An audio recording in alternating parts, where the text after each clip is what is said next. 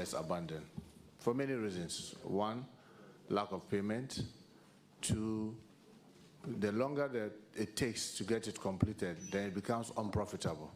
Then the contractors are no longer interested. They want variation. They want you to be able to, revalue for the actual values to be paid so that it to be profitable, and the front and back. So one of the things that we did since we came was to tax the Inspector General of Police, who is here, to try and see all those such uncompleted projects, whether we can put all of them together and tell the stages at which they are. Then we can try, as you know, yes, they say the money must come from the Mother Ministry, but I know, Madam Chair, you are much aware that we also go cap in hand to finance to try to explain and get the understanding that this should be completed. I want to say that what we have is not even the complete, because some of the projects, I know there's a project in Tamale that have been there since the 70s.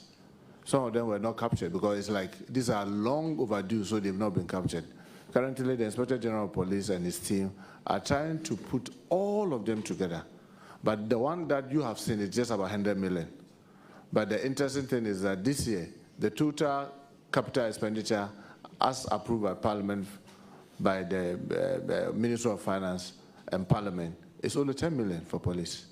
Meaning that any attempt to even imagine that you could even start addressing it will be deceiving yourself. But we are working with the Ministry of Finance to see how we can salvage this project, because each of them is a very important project, and that's why they were initiated.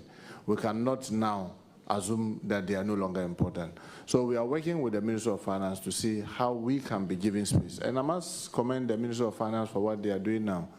They won't let you start anything that they have not made budgetary allocation to. And that is why today, no project is started from the Ministry of Interior unless we get commitment authorization from the Ministry of Finance and have a budget line that shows that we can start. If we can't finish in a year, then we indicate that it will be a multi-year project. So that's what we are trying to do to prevent what is happening now from repeating itself. But as to what has already happened, we are currently working with the Inspector General of Police, and not even only police, because what has been captured in the audit report is only the police. But believe me, almost all the agencies have these kind of projects that have stored at one state or the other. But unfortunately, some of them have not been captured by the auditors yet. But the steps that we are taking is to ensure that, one, we plug the loophole by not repeating the mistake of the past, making sure that everything that we want to do is budgeted for and it's in our budget. If it's going to grant beyond a year, we should indicate it and get the Minister of Finance to authorize it, assuring that even though it may take 3 years, you will allocate something for this year and then it will continue.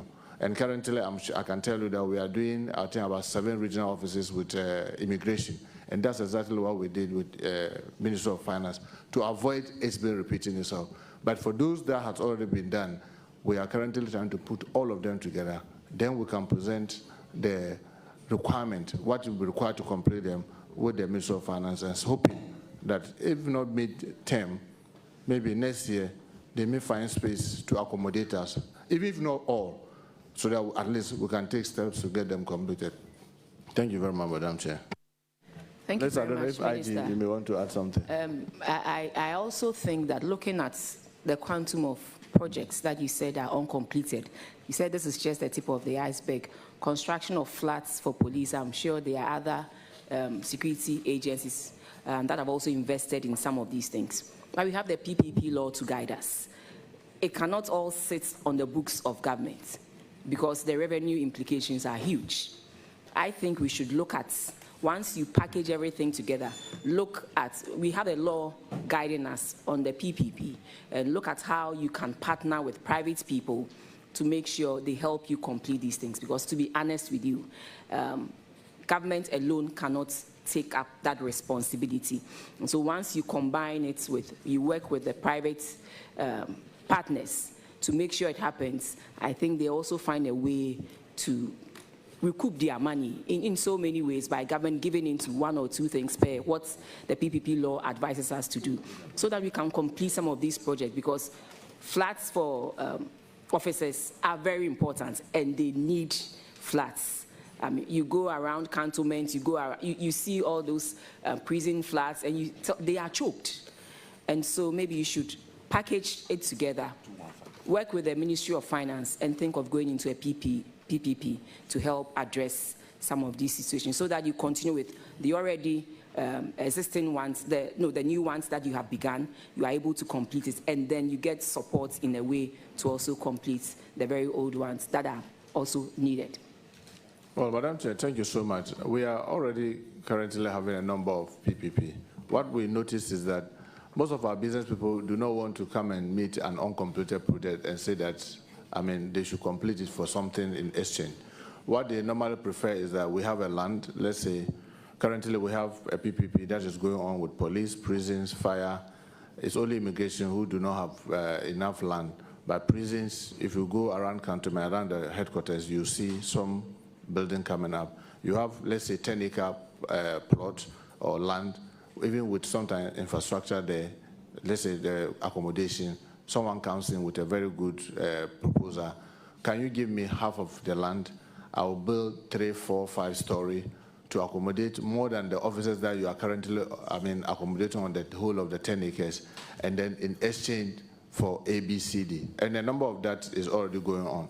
One of the challenges that we are having is that if, for example, you go to the Tesano, we have these magnificent buildings for the police. Some of them very strategic. They are uncompleted. If you ask someone to come to complete the uncompleted buildings, they are not interested.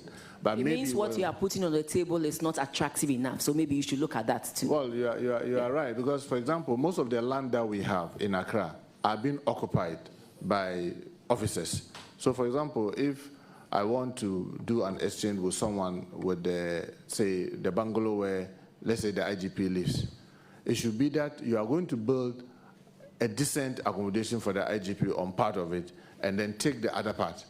So where you have an uncompleted building, the person is asking, what are you going to give me? What I have is what officers are already occupying. So if I'm going to dislodge them, where am I going to put them? So, but like you said, we will look at it and see, in maybe you are going to take 5 acres to do, instead of maybe 200 units, can you do 150, and then the other 50, use it to complete an existing uncompleted project? We'll look at it, but I can assure you that we are equally interested in getting this thing done. And we'll definitely look at how we can include these uncompleted buildings as part of the land swap arrangement that we currently have. Thank you so much. Thank you, Chair. Minister, based on your submission, there are a lot of scattered uncompleted buildings around. Some are dating back in 90s. What is the, my question is regards to structural integrity. Those are dated long ago. What is the integrity in terms of, those buildings? Are they still fit for purpose? Well, Madam Chair, Mr. Chair, what I would say is that each of the buildings are not just being counted as, say, maybe an assemble hall for police or for prison. We are doing that together with the integrity of the building. Can the building be sustained? If it can't, what we simply will mark it as, this is an uncompleted building that started in the 70s, but currently the structure is not fit for purpose, and therefore it should be demolished. This one is started maybe in 2000, it's still very solid. And so behind me, you see we have their architects are here. Police has an architect. Many of them have these professionals that are there to advise. And sometimes we even go beyond them to get AESL to confirm that, oh, this structure, we can still go on.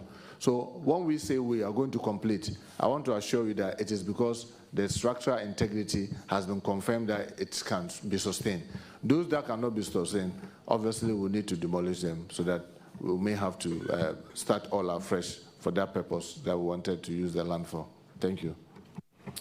Minister, I can understand the frustration of getting PPP or getting private people to come on board, especially with these stalled projects. Because, for instance, if you look at projects in Salt Pond, these are all flats police flats that dates back to 1990 and all of that. So it's difficult. Probably maybe we have to take a decision that we'll break it down for a fresh reconstruction to go on. But I've seen that in some areas, and I'll use my constituency, we're trying to build a regional police unit with flats. And the District Assembly Common Fund is funding it. Can't we have a way, I mean, now that the DACF is uncapped, we can get the assemblies, for instance, in Keta, to complete the 8 units, the flats that is being built. Let's get assemblies to complete it. Then they can have an arrangement with the police unit and at least take some fee. I think that it's a better way of getting these projects completed, because if it's a directive from government that this is how we want to go, all stored projects for the security services, find ways and means of completing it. I think they can squeeze some money and complete it. We may want to consider that. Thank you, Mr. Chair. I mean, this is a very laudable suggestion. And if you call my colleague, the Honorable Ahmed, I've started that discussion with him. And I've told them that, look, sometimes we try to make the police and the security service look as if they don't belong to the community. So in fact, one of the things the current Inspector General of Police is trying to encourage is that you come and say, oh, can you come and build police station for us? They say, no, build it yourself. Because one of the things that we notice, during riots, the communities, if they build it themselves, they don't burn them. They usually go and burn the one that government came to build. I don't know, for whatever reason, they think that if it is built by central government, it doesn't belong to them. But if they did communal labor or they use their common fund to do it, that one day it belongs to them.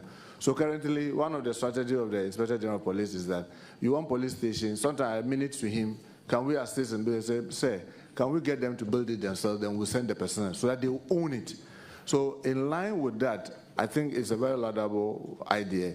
We'll engage the District Assembly Common Fund Administrator together with the local government minister to encourage the MMDCs to own this. In fact, in my region, Asante region, the last time I met the MMDC, I was telling them same.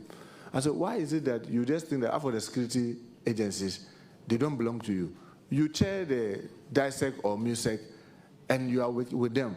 But there are issues, you make it as if it is only for central government. Try and be interested in some of the things that they do. In my constituency myself, even members of parliament like myself and you can also help. When I first became a member of parliament for Swansea, there was only one police station, which was today we call it the airport police station. It used to be the Swansea police station. Today, we have 5. All of them, no exception, I built them. There was no fire station. It was only Menchia fire station. That was 7. All of us, we built one in Asukromombon to take care. And that is initiative from the MPs. I know sometimes the common fund that comes to the MPs is like small, but if you strategize very well, there are 400,000. So we should be looking at it, but this is a very good. I think we should work at this, trying to complete and also support, but then it shouldn't be done under compulsion. It should come when it's the priority of the district or the municipal or the metropolitan. But it shouldn't be at all costs, this is what you have to do. So let's also bear that in mind, because there are other equally important things that the districts, municipals, and the metropolitans will also want to use their DACF for. But largely for security, the central government should own the security and make sure things happen. But I will be happy to support you and to look at how best, when you put everything together, how best you can take some from the Ministry of Finance and also get private people to support you complete quite a number of them so our people can have flats and have a place to live. So we move on to Honorable Minister. I'll come to NIA, but I want to move on to another infraction that your ministry was cited for. That is where I think we have all the security agencies in there as well. That about 3 billion of commitments had been settled already in 2024 per the review of the payment records, yet they were included in the outstanding claims. I think it's part of the 10.3 billion that was rejected outright. So if our people can, the various agencies can throw some light on it, how something that had already been committed and settled was included in. Thank you very much, Madam Chair. I will let it start from the ministry itself. So the Chief Director will speak to those specific, those that, because yes, we went for the validation meeting at Ministry of Finance where they had to take all those that were repeated. And so I'll let her speak first, then I'll let them speak in 10 so that everybody will speak for himself. Just to remind you, Madam Chair, almost all the service commanders here were not there when those instructions were done. So when it gets to their turn, they may call the relevant officers who were there to answer, if you permit us. Thank you. Thank you very much. But Minister, like I said, this is not to accuse anybody of anything. There are structural issues that we want to address. So for me, it is not just a matter of speaking to it, but what have you put in place to make sure these things do not reoccur, especially when there's a change in government and then we are looking at the stock of liabilities that we have. That is when you see these huge sums of money. So whether they were there or not, there's continuity in government. And what I want to see is, yes, this has been, on this occasion, this was the commitment that had already been paid, but yet was included. Moving forward, these are the checks and balances that I have put in place so that these things wouldn't occur again. I mean, that's all. Well, Madam, I perfectly agree with you. I know. I just wanted each of them to speak briefly about what happened. Then I'll tell you what we are trying to do to make sure that those things do not repeat themselves. So maybe, if you permit me, if you permit me, I will let the Chief Director start. Because one of the things that I can tell you, Mr. Chair, that I noticed, which I had to write officially to the Minister of Finance, most of the time, and with a greater respect, Madam Chair, you were the Minister of Finance, you get agencies writing straight to the Minister of Finance without passing it through their sector ministers. So you'll be sitting there, then all of a sudden something comes up, you are not aware. Or they have sent something and now they forward it to you again, then you now send it again, then before you realize the repetition is happening. So I had to write officially to the Minister of Finance that, in fact, to make it mildly, when we went for that validation meeting, I vehemently told the Chief Director that if you don't let them pass their expenditures and letters through me, don't ever call me to come and answer for them, but I won't answer for anything that did not pass through me. So this is one of the things that we are doing to make sure that all these kind of double letters or multiplications are avoided. And for example, with the heads of the agencies themselves, for example, if I take, let's say, immigration, you have a situation where he has 3 deputies, and each of them could write a letter to finance through me. You have IGP, has a lot of directors, I mean, director for technical, director for... But that's why there's division of labor, and rightly so. That is how it's supposed to be. You don't take on something that you are not seeded with the technical know-how. So I think it is perfect that we do it this way, so that when we hear from the Director of Finance, we know that this is where it's coming from. It was paid at Ministry of Interior. So I'm sure maybe when they went, they didn't get the right figure. Thank you. So moving forward, how are we going to prevent such reoccurrences? That's forward, for me, that's my... Moving forward, the Chief Officer has instituted a committee that will be doing a reconciliation of all the indebtedness that we have so that some of these things are not repeated. Thank you. And I think you should also have a manual way of doing it, monthly reconciliation of some of these things, your commitments, your debts and all those things. I think you should have some structured way of checking, of verifying, so that any day, any time, should your minister require of you to show things like this, I mean, you would be in a very good position to give an up-to-date data so that you don't have some of these reoccurrences, please. I think it's fine. The other one, you have a follow-up. Thank you very much, Madam Chair. The Chief No, the person who just spoke from Fire Service, Finance Director, disputed the figure. And this has implications on our final report. So with your permission, I'd just like to invite the auditors to respond to that, please.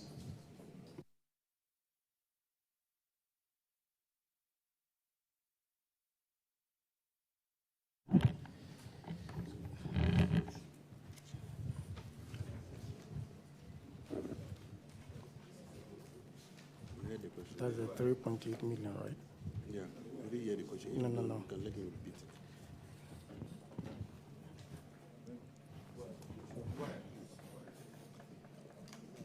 Go ahead. Honorable, please, can you repeat your question again, please? So the Finance Director says the figure is not 3 million, and that part of it was settled probably by them and another by the ministry itself. And so that distinction is not clarified in your report, which will largely have an implication on our final report as to what amount was totally rejected, what remained to be substantiated, and what was approved. And so we need you to speak to it so that we can straighten the record. Right. Yeah. So indeed, the schedule that was given to us from Ministry of Finance had the details. And for Interior, there were, I think, about 8 sub-agencies under Interior. So we needed to work with them to validate the numbers. What has been reported here as unsupported through the process remains that then the information wasn't provided during the validation process for us to confirm that they were indeed commitments, since it being reported. And the working schedule we have is supporting the work that we did.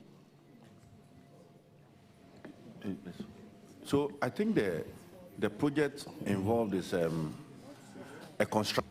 And what you claim, the auditors claim, is that payment of some 3,084,000 was made as at November 2024. Was made as at November 2024. And he is now claiming it was not made from their end. Not all was paid from their end.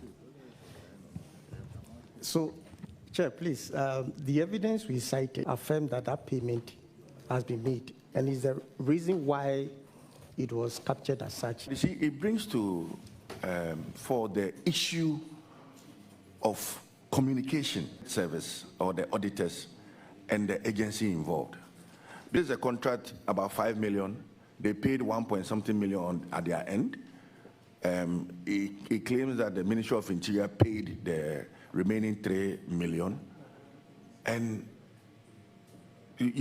as if it's an outstanding commitment or need to be cleared.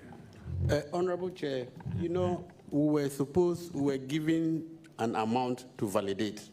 At the end of the process, we had to account for each. Even if it is rejected, we have to account for it. That is why it's reported. But I think it's the explanation or the notes to the figure that you could have, sort of made it a bit clearer than what it is now. But I think what Minister said will cure some of these things. If it comes through one channel, tomorrow they'll be in a better position to account for it fully, that I know it came from one source. And so when I'm accounting for it, I take the whole thing and then account for it properly. But to be honest with you, these things keep reoccurring.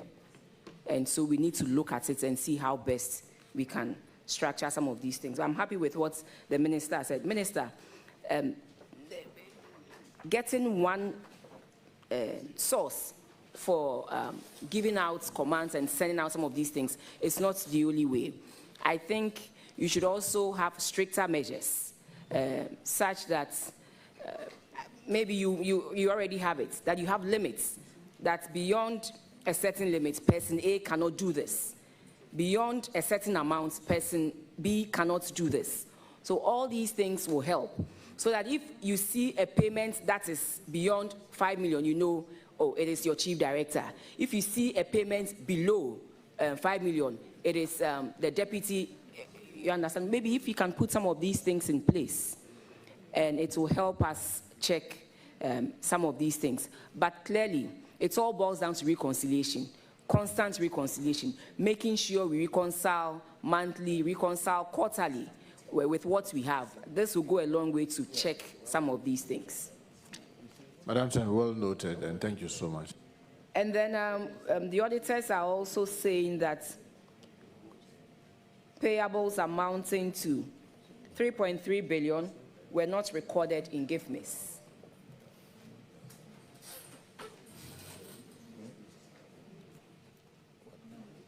Well, Mr. Chair, I hope the Chief Director could speak to this, if you don't mind.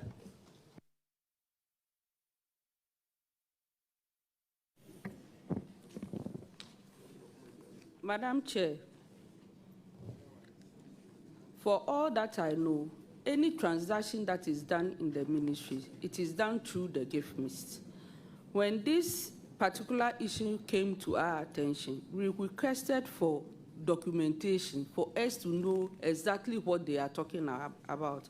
But up to now, we've not received any documentation. So we'll go back to them for them to give us the documentation that shows that this particular transaction didn't pass through GIFMIS. For all that I know, every transaction is done through the GIFMIS platform. Thank you. Auditors, would you want to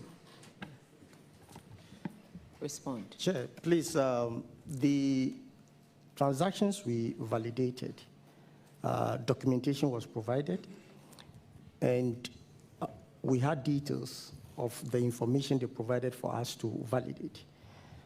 What we are affirming is those transactions in GIFMIS. And throughout the process, we've had, so we had a debrief meeting before we exited. We had another meeting at finance to explain those details in terms of the specifics, which we couldn't cite in GIFMIS, although we validated a number of them. So this was a recommendation that going forward, there was a need to ensure that those transactions are properly reflected in GIFMIS. So we'll be happy, we'll step this down and be happy for you to share the transactions amounting to 3.3 that you discovered were not on GIFMIS. Right. And then they in turn will validate as to whether truly it happened or it did not happen. So we'll be happy to we'll step this down, do that exercise, and then we can incorporate the findings into our report as well, because this is a very serious issue that we need to clear as soon as possible. Mr. Chair, if you permit me, I'm not an expert in financing, but Madam Chair, you have been Administrator of Finance. You and I know there's no way any payment will get to controller if it's not through the GIFMIS system. Unless there's a way that people can walk to controller with documentation that has not gone through the GIFMIS. So if truly this is something that has happened, it is something worth not just cross-checking document. It's worth investigating that people could get to controller level without passing through the system. I mean, for me, it's even a crime. So, Madam, I agree with you. We must get them to get the facts, and let's interrogate it properly so that we'll see which method was used to get that to controller, so that we can make sure that it never happens. So I agree with you that this is something that they must provide us with the details. Thank you. Yeah, Minister, that is the norm. We all hope that everything goes through GIFMIS, but sometimes things happen.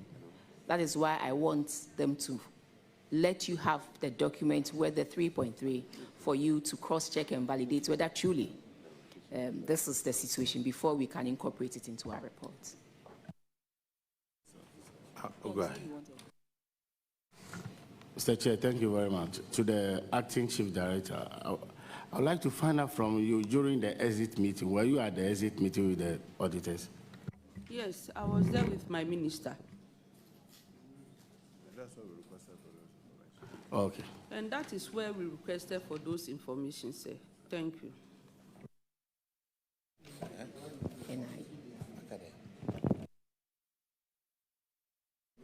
So, Minister, I think on this note, we have dealt with your security agencies. And what is most important is the controls that you put in place and the constant reconciliation to prevent some of these occurrences happening in future. And so with this, we'd like to invite NIA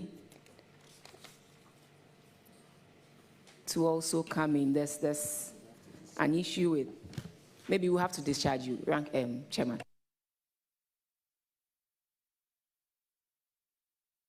Well, Chair.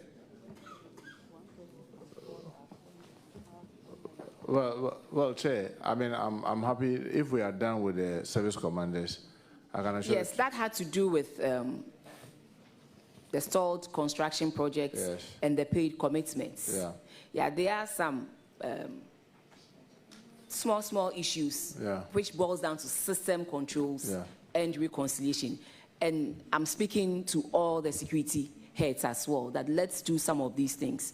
Check our system, make sure we are on top of the system, put controls in place, and also in terms of reconciliation, let us do it constantly. If you can get one person in charge of that so that the person can own it. Usually when you say it's for a division, there's no ownership per se. But then when you have one officer doing that consistently, the person knows that if anything should happen, it is me they will call.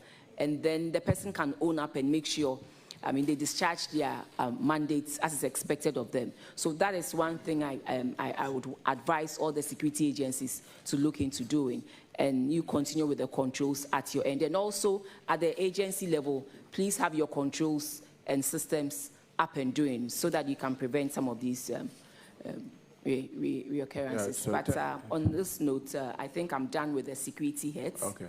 So I want to thank you sincerely, and so and seek your indulgence for the heads of the security agencies to excuse us, because we're supposed to have had a joint intelligence committee, so that they can go, but they can leave fewer officers, maybe the technical ones, so in case something comes up, then so that I will stay with NIA till maybe we are finished with NIA, but with your permission, since the heads of the agency are here, so that they could go and hold on to the front and deal with other intelligence issues, if you permit them, Chair. That is granted, sir. Thank you so much. So there's.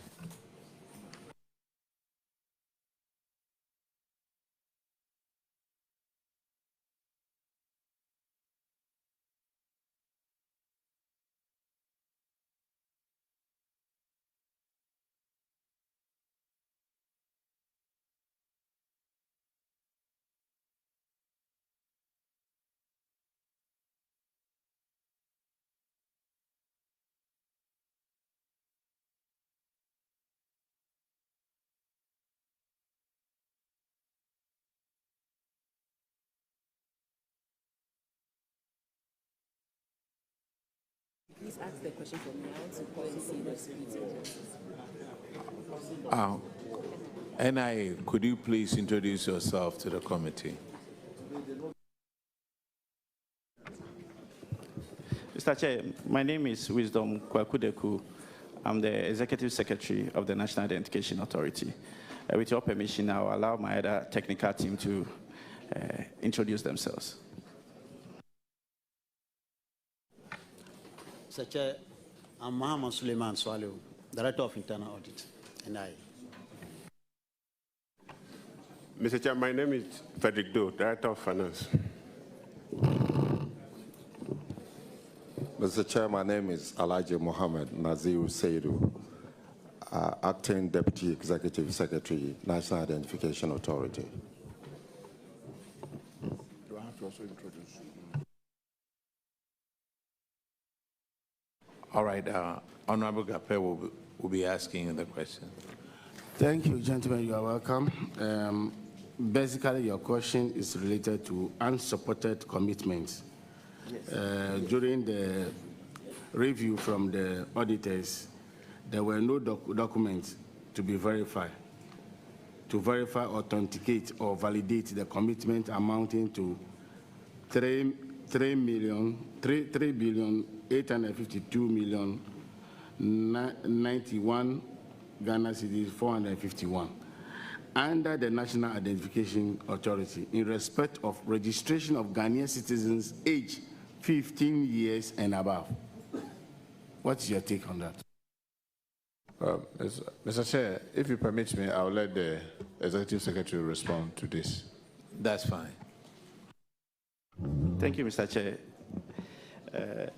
With your permission, I'll hand it over to my Director, Head of Audit, to answer the question. That is fine.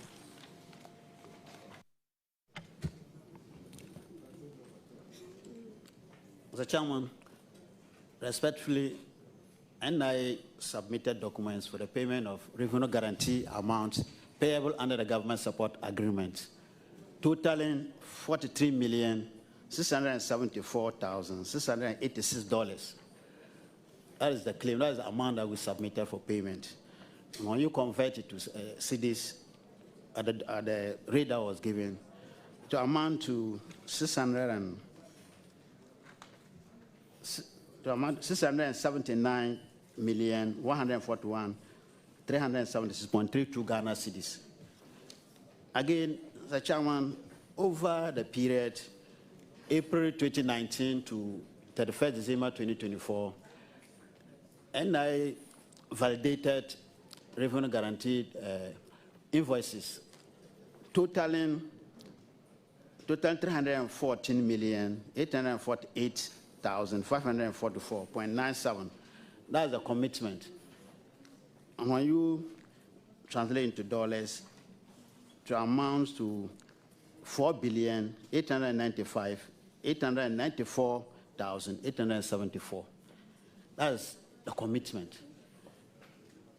Out of which a total payment of $264,713,713.39 United States dollars payment was made, leaving total balance, outstanding balance of 50.7 million. 50.7 million. That was the actual balance left. But Mr. Chairman, in December. So you don't know the figure? Yes. Yes. So, Mr. Chairman, Sir, to end it all. With all due respect, Okay. we ask you a specific question. Okay. So, Mr. Chairman, the 3.8 billion. Yes. We don't know how they came by it. You don't know how we came by it? Yes, because we're not giving the details. But our figure was when the auditors came, they had an exit interview with you, right? Yes, yes. When they came here, they validated the 43 million. It was PwC, two officers who came, and we gave them all the necessary documents. But before they left, didn't they tell you about the 3.8 billion? No, not at all. They didn't mention anything to you? No. Auditors, could you please answer that? Honorable Chair, as I mentioned earlier, we had debrief meetings with all institutions before we closed the audit. We also had another meeting at Finance. So in the schedules submitted for our review, there was outstanding commitment of about $907 million. If you do a translation of it, as at December, and comparing it with the translated figure, it leaves a balance of 3.8 billion emanating from translation differences. And it's those translation differences that we are saying that when you do that translation at year end, then that balance on the commitment side could not be supported. And we had debrief meetings to engage on these matters before we had been translated. And you have to signal that difference out. So I guess our challenge is that clearly these are administrative. It's not deliberate. And then you had exit meetings with them. So if you had conclusive discussions at your exit meetings, then these don't have to appear in reports for us to come and waste public funds in trying to interrogate. Honorable Chair, there is a commitment value So we had received a schedule from finance saying that this is the value of commitment as at 31st December 2024. Go and test and be sure that that amount is correct. So if you do a translation of it and it's not correct, or it doesn't add up, you need to flag it to say that that translation at the year end is this amount and doesn't compare to what had been included in the schedule which was given to us to audit. So you really have to communicate on that to say that when you do the translation, this is the difference that you are getting.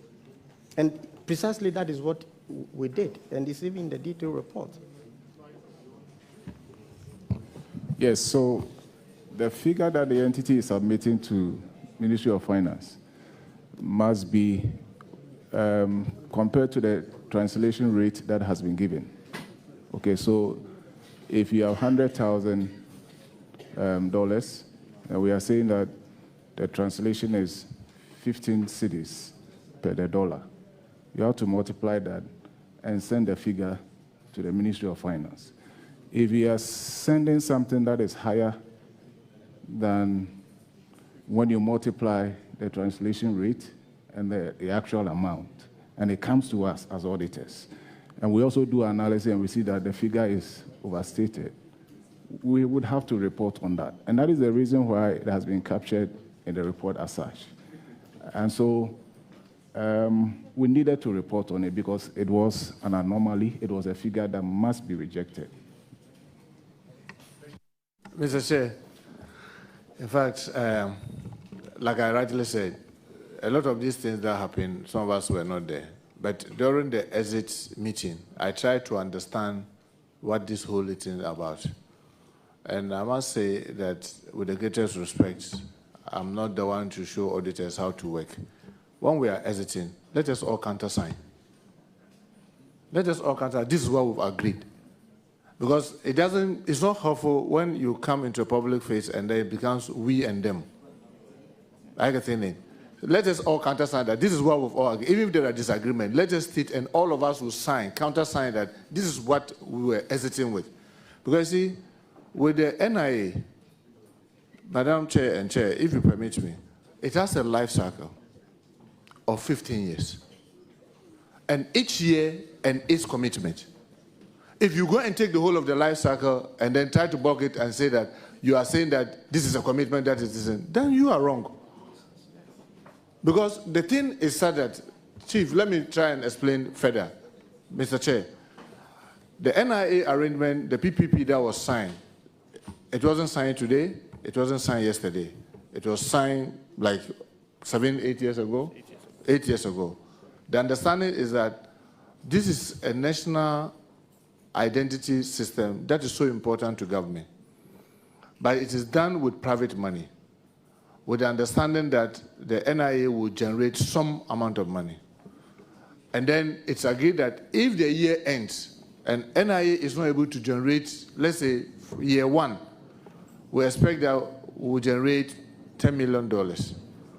If NIA generates $9 million, the $1 million that they couldn't generate, government will guarantee that and step in to hold the system so the system doesn't collapse. So if the year ends and NIA has been able to generate $8 million, what it means is that the guaranteed revenue government has to supplement will be $2 million. So if you are talking in respect of that year, you'll be talking about the $2 million. You'll not be talking about the subsequent year, which is maybe a $10 million that's supposed to, because it's not yet there.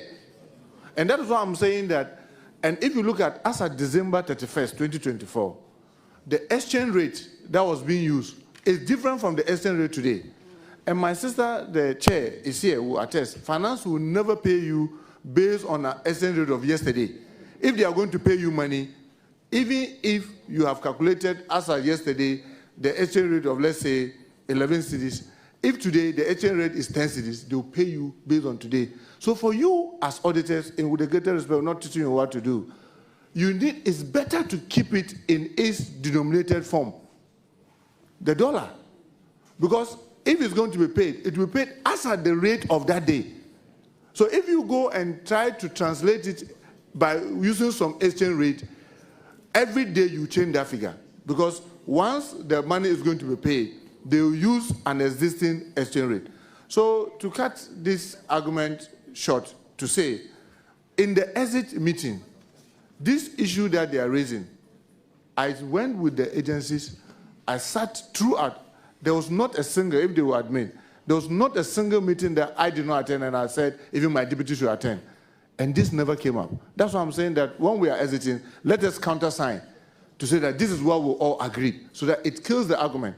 But if you take the advantage of your position where you are, the final report comes from you. So you can go and put it in a certain narration that doesn't reflect the exit meeting. Obviously, you create this, you may be speaking about the same thing, but you are putting it in a terminology that doesn't sit well with us. And we are not able to answer, because so far we are concerned, we never agree with you that there was anything near this 3 billion. What we know, our headache, the outstanding for the guarantee payment was just about 50 million, right? Yeah. $43 million. Yes, that's what we know. So if they are saying there's some 3-point-something million, Chief, Chair, I will say that if you want, just like you've done with the other, you can stand there and ask for the details, and let us all look at it. Thank you. All right, auditors, you have anything to say before I roll on? So, Honorable Chair, we have the details here, so we'll submit it. All right, so we'll step it down. Yes, the figures as we have it emanated from NHI. Okay. The exchange rate is here. Sorry, NI, sorry. The exchange rate is here. The December translation is also here. So Okay. we'll give the details, and All then right. we'll take it from there. We'll step it down, and then we'll move forward on it. Okay, so, Honorable Minister, we are done with you and your agencies. Chief, we want to thank you sincerely for your invitation, and I want to assure the committee, I keep learning a lot anytime I meet you. You know, I don't have any finance background, so I learn a lot from how to help keep my agencies upright. And I want to thank you once again for the opportunity to have interacted with you, and to assure you that we will do everything humanly possible to protect every peso of the purse, government, the public purse, from our end. So thank you so much for the invitation. We are grateful. Yes, sir, it's always a delight to have you here. So we are also equally grateful.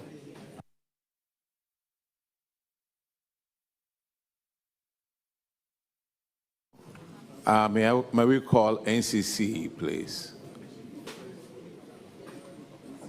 Just one issue. Yeah. NCC.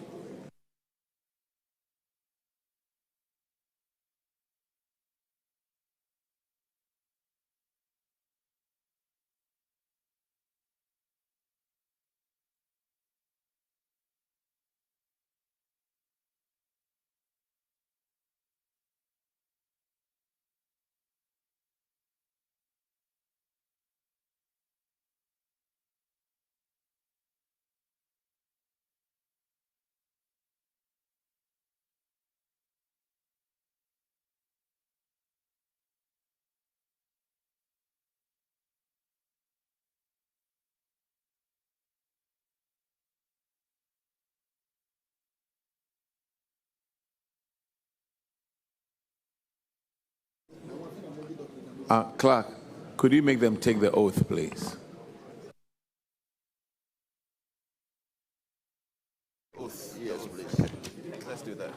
Yes, madam, please. Oh, yes, sir. Okay. You left the Bible. Yes, please. Okay. We start, please. I, Victor Roby, Do in the name of the Almighty God swear.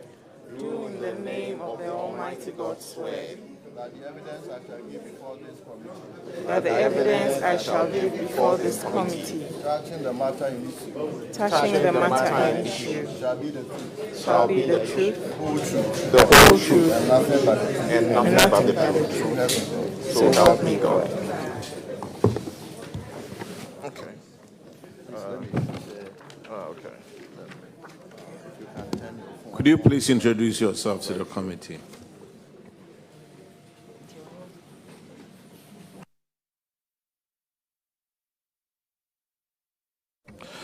Honorable Chairman, my name is Victor Kofi Roby. I am the Deputy Chair for Finance and Admin of the NCCA. Good morning, Honorable Chair. My name is Samuel Asari Ekwamo. I'm the Deputy Chairman in charge of operations. Thank you. Good morning, Honorable Chair. I'm Monica Mamata, Director of Finance, NCC. Good morning, Honorable Chair. My name is Kathleen Addy. I'm Chairperson for the National Commission for Civic Education. Thank you. All right, NCC, you have one item over here. 8.8 million reported as payable as of December 31st, 2024 were rejected due to a duplication within the Ministry of Finance compile schedule. What says you? Thank you very much. As you just read, this duplication emanated from the Ministry of Finance, and so it has actually nothing to do with us at all. The claim we submitted was validated and passed. So this came from the Ministry of Finance, and I think it was an honest error. Auditors, what do you say? Honorable Chair, indeed, as indicated in the report, the error emanated from the Excel document, used for the compilation, and that information came from finance for us to validate. So indeed, it is what we had indicated in the report. Okay, so that's what she's saying, right? Yes. Madam, you are discharged. Thank you very much.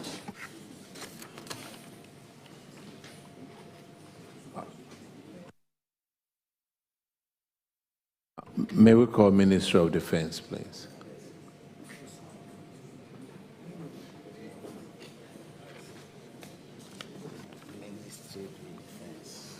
And after them.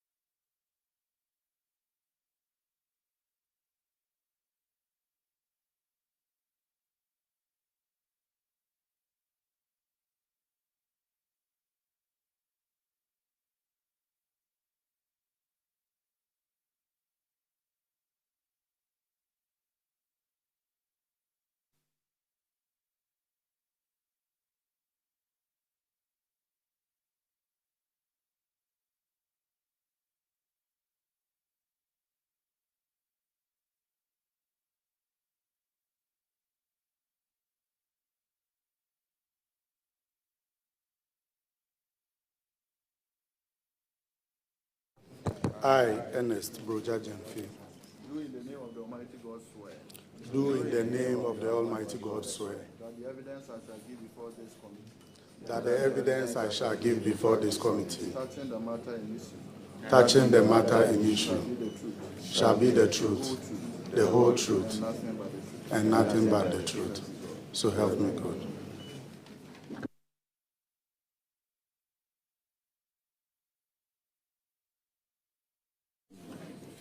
Honorable Minister, could you introduce yourself and then allow your delegation also to introduce themselves?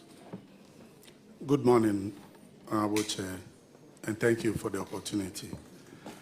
I'm Ernest Bruja Jemfi, Deputy Minister of Defense, and I would like for the team members to do a self-introduction, beginning from Director Engineering Service.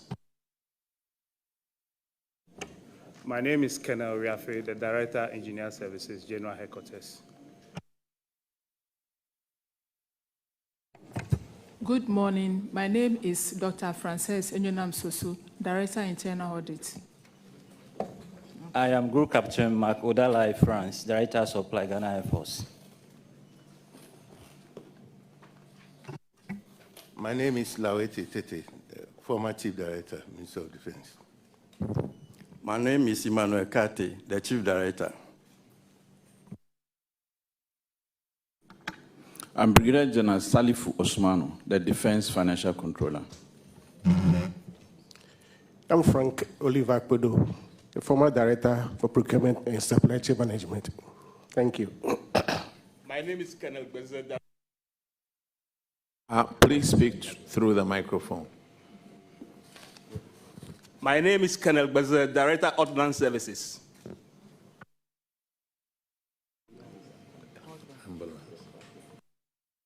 Thank you very much. Honorable Abna Osaya Sir will be asking you the questions. It's just one. Madam Sosu, Dr. Sosu, did you go to Wesley Girls? Oh, you look very familiar.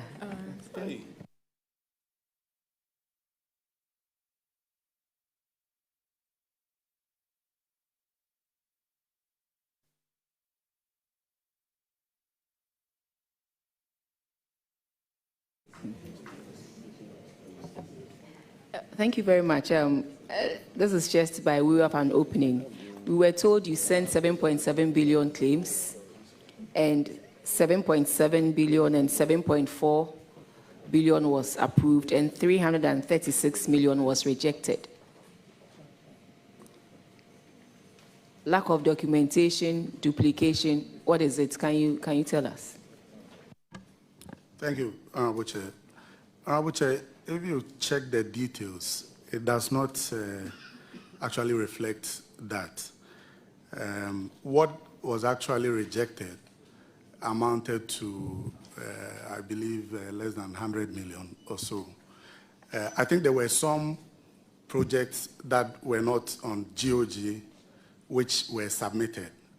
So, for example, the Ghana Armed Forces have some other internal projects, and the understanding was that they needed to submit all projects. And so that's why you can. So they did not make the distinction. But you said out of the 336, according to yourself, it was 100 million. So we still want to find out. The auditors, did you make a distinction between their own IGF projects and Government of Ghana projects? They are explaining that that is the reason why there was that discrepancy of 336 million. So if you can throw more light on that. Minister, please, can you turn off your mic? Honorable Chair, we couldn't know what is internal and what is IGF. We're moving with the information given to us from Finance. So respectfully, Ministry of Defense, so it was your duty to make that distinction to the auditors, that these are IGF projects and these are GOG projects. And so to sit here and say you are disputing the 336 million because out of the 336 million, it's only 100 million that pertains to Government of Ghana projects. Who did the auditors meet, and who were the people at the exit interview? What was the discussion that went on? Did you dispute the 336 million? Honorable Chair, I believe that if you check the reports, you can see that that distinction was even made by the auditors themselves. So I don't understand why they put all of them together back again. We have a project running, that's the Army Headquarters building, which is funded from peacekeeping funds. And that was submitted, which they rejected because it was not a GOG funded project. So I was expecting that in the final analysis, those projects would have been taken out so that we can clearly see the figures. So the 100 million. You said that, so the total rejected from GOG should be 100 million. Can you throw some light on the 100 million? Okay. I can confirm. All right, okay. So if you check the observations, you would notice that about 77 million contract documents that were submitted were rejected because the contract had expired. And also they flagged what they called unsupported commitments, which was about 42 million, which was also captured. So the point I'm trying to make is that the summary as they put as 336 million includes some other projects that were taken out because they are not GOG projects, which were, if I should say, wrongly submitted. So, Minister, one of the issues that were raised had to do with falsified stores received advice.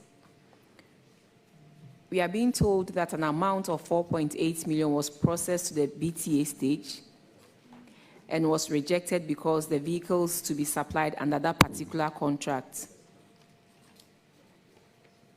had not been delivered to the ministry. However, stores received advice dated October 12 had been signed or had been issued, indicating that the ministry was in possession of the vehicle.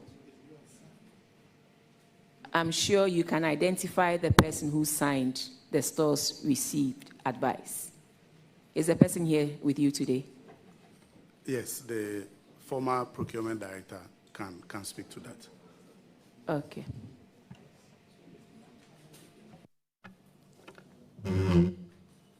Respectfully, Mr. Chairman, the vehicles were duly delivered by the supplier with the relevant document.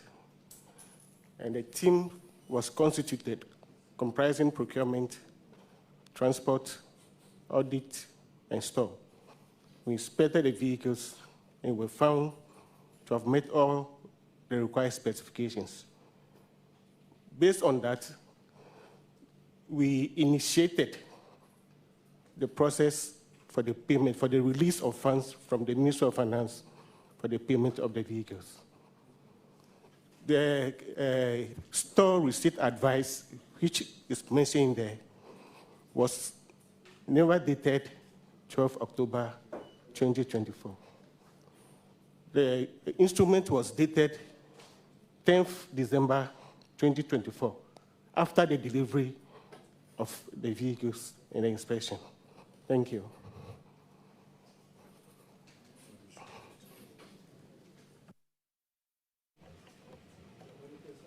Auditors, can you speak to this before I continue? Yes. Honorable Chair, this matter came up before we left the field. In fact, we had wanted to inspect the vehicles as part of the process, the audit process. But the vehicles were not available for our inspection as of the time we were on field. So I'm not sure when the deliveries came, when the vehicles were received, and the committee that really did the inspection. But we had requested, because this matter came up during the exit conference at Defense Ministry's conference room. Yeah, so I'm not sure about this. If it's So do you have a copy of the dated SRA advice slip? Do you have a copy of that? We're checking from our records. Yes. Yes, please. Because he's disputing that. He's saying that there was a store's receipt advice for the 10th of December and not the 12th of October, as has been stated in this report. So respectfully, are the vehicles in your possession?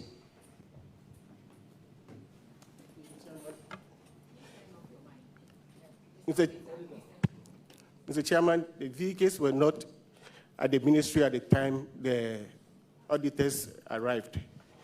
This is because somewhere in January, the supplier came heavily on us that he had information that they were not going to pay for the vehicles, and so demanded to take the vehicles away.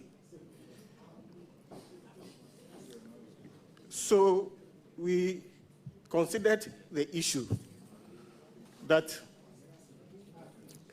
to release the vehicles to the supplier and then bound him to keep them for us by extending the contract.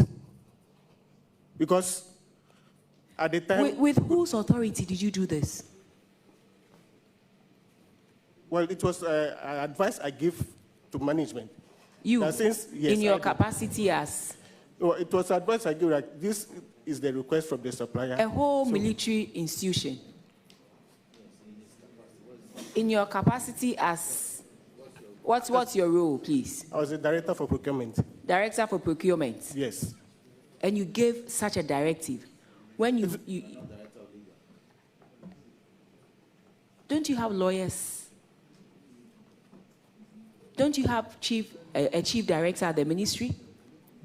And in the chain of command, I know for the military, they don't joke with that. And so you sit in your office, take a decision that is binding on the whole Ministry of Defense. Mr. Chair, it was an advice I give to management that under the circumstance, if the vehicles are kept and we are not able to pay for them, it may lead to judgment debt for us. But it's an option that we can explore. That is, we extend the validity of the contract so that the supplier will keep the vehicles for us at such a time that the ministry has the money to pay.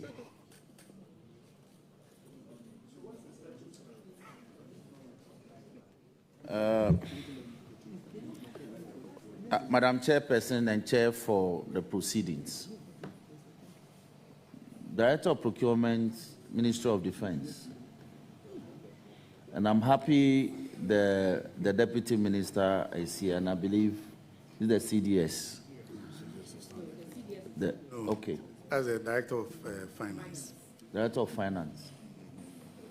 You see, this exercise is a very, very important one. Parliament is being called upon to review a report that in itself was a special audit. It's a special audit. It's not an ordinary audit. And you see, when you were responding to the question, you spoke as if the auditors were at fault, that the vehicles have been brought, it's been received, and blah, blah, blah, and that ended it. And the auditors looked terribly inefficient. Only for the follow-up to expose what happened. And I'm certain that this is why at the management conference meeting, the auditors rejected your explanation. Now, to even extend the contract suo motu is an issue for me. the course of action open to the supplier was to make a demand at that point. To even tell us that the supplier was able to take the vehicles from the military. It is what? Then if it's parliament, they'll just run over us. No, so structurally, we need to, you see, the public accounts, the hearings, and the report that we generate is also to bring reforms. It's not only coming to respond to questions and leaving. So we need to look at reforms. This cannot continue. You shouldn't be responding to these matters this way. You must first of all admit that there was a problem. So at the time the auditors came, they came to see the problem. As they have captured it, they were right. But subsequently, this was what happened. Then the chairperson or the Madam Chairperson who was questioning you will have an idea as to, but you painted the picture as if everything was fine. As for the auditors, they will report what they have found. It's up to Parliament to take a decision. Now, so has the contract been ratified? The extension that you advised that it be done? You extended the man's contract, and then that is prolonging our liabilities, and then the supplier continued to exercise lien over the vehicles until we paid him, because he didn't have the vehicles to utilize. He kept the vehicles exercised by way of lien until we found the money. Are the vehicles available now? I know which the contract has expired. And so the vehicles are the vehicles available? That was the question. For now. Yes or no, please. And then you can explain. Are the vehicles available? No, which respectfully, are the vehicles available? Yes, they are available. No, they are not available. It's difficult to say yes and no because... No, respectfully, sir, we are not joking here. This is a serious matter. You are questioning what the auditors have put in this report, and we are giving you the opportunity to explain yourself, and you are telling us that what? It is not, you cannot say yes or no. Someone who cannot say yes or no, respectfully, is lying. And that is why you cannot choose between yes or no. And you are under oath, remember. You have come to dispute the reports the auditors have put in here. You are saying that the stores received advice was not dated 12th October and that you have one that is dated December 10th. The auditors are saying the vehicles were not there. You said something contrary to that the vehicles were brought, you saw them, you inspected, you signed for them, and later you asked the person to come and take the vehicle away because the person said they were afraid, the supplier said they were afraid we wouldn't pay. And so you went ahead on your own to extend the contract. Now we are asking you, are the vehicles here? And you are saying you cannot say yes or no. So where is the supply? Honorable Chair, the vehicles are not available. I was at the ministry March last year. I didn't see the vehicles. So respectfully, should it take your minister to answer a question that you are supposed to answer? You were the procurement manager. You went ahead. I don't know if you unilaterally extended the contract. Respectfully, where is the supplier? And we want to see the extension of the contract. 2, the 10th December stores received advice against what you are saying the auditors cited that you're saying it's not true. We want to see all that.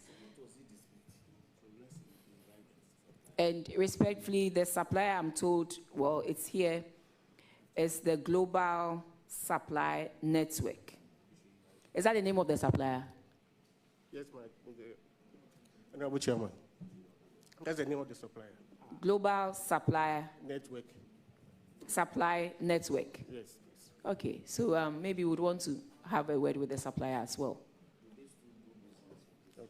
Minister, respectfully, what is the way forward on this particular infraction?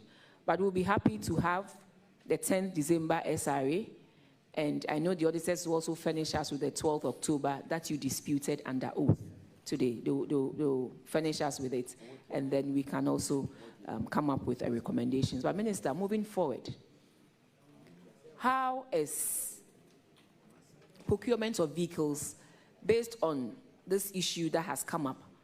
How do you go through the process to procure vehicles for a whole Ministry of Defense?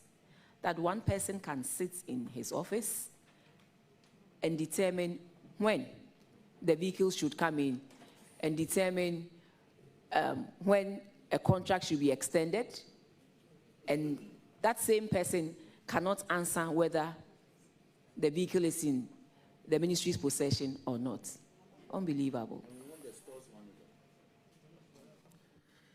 Honorable Chair, this is an issue that we were all surprised to hear about.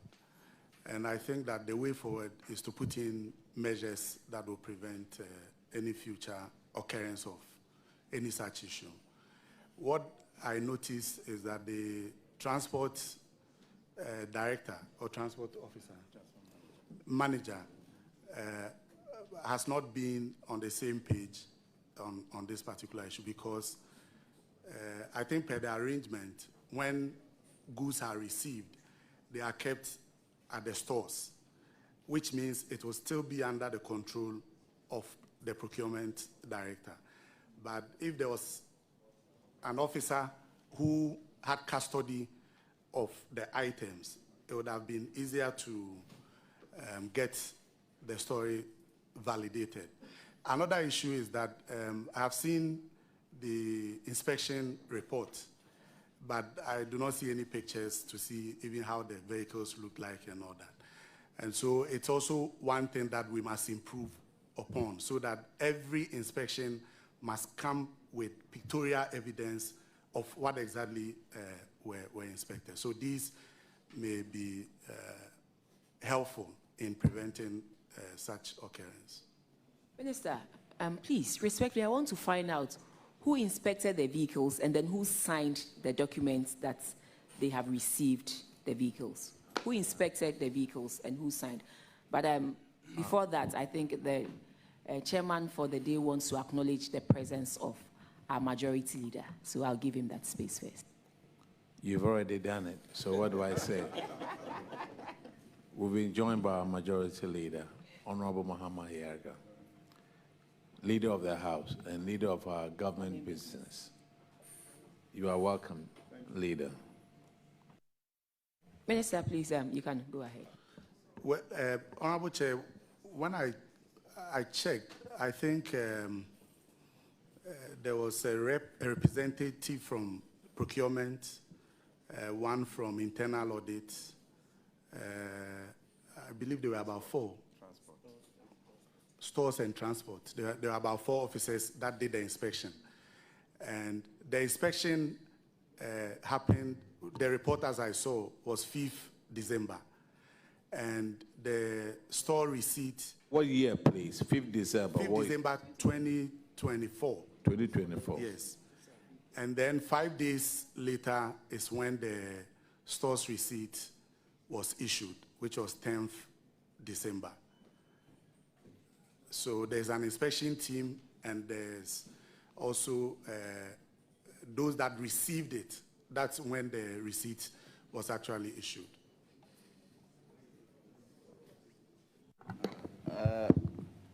Madam Chair, thank you. Now, Honourable Minister, let me find out from your Director of Procurement. Former director. Oh, he's the former director. Yes. Great. He's now with another ministry. So. How long did you work with MOD? That's one.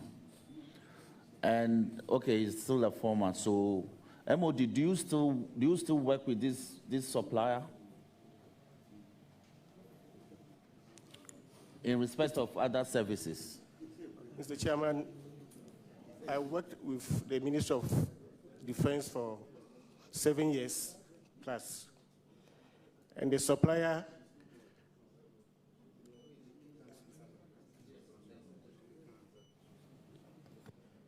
Mr. Chairman, for that, I can't answer that, whether he's still working with the ministry or not. Now, when did you leave the ministry? Especially, I left the ministry in May 2025. May 2025. How long did you deal with this supplier? Well, I can't remember the particular day, but he even supplied for us some batteries previously. Madam Chair, we need to invite the store manager who signed the documents acknowledging receipt of the vehicles. He must be invited as well. He must be invited as well. I'll give the... Thank you, Chair. Chair, I think that it's also important that we contextualize this issue. The audit issue here is falsification of store receipt vouchers. 2, the vehicles in question were supposed to be used for monitoring of the 2024 elections and border surveillance. As far as I understand, this is so critical to the military. So even if you received the vehicles on the 5th of December, how come it took 10 additional days, 5 additional days for the store receipt vouchers to be issued? How come they weren't deployed for the very primary reason you bought them? So there are a lot of questions on this. And falsification of receipts at the Ministry of Defense is unthinkable. And so, Honorable Chair, I think there must be something else on this particular infraction. I invite you, the vehicles, we are told the supplier has taken them back from the military. Ghana Armed Forces. It's unbelievable. Chair, I invite you to do something about this. This is public finances and integrity of our military. Mr. Chair, and also the committee need to invite the officers who went on inspection of the vehicle.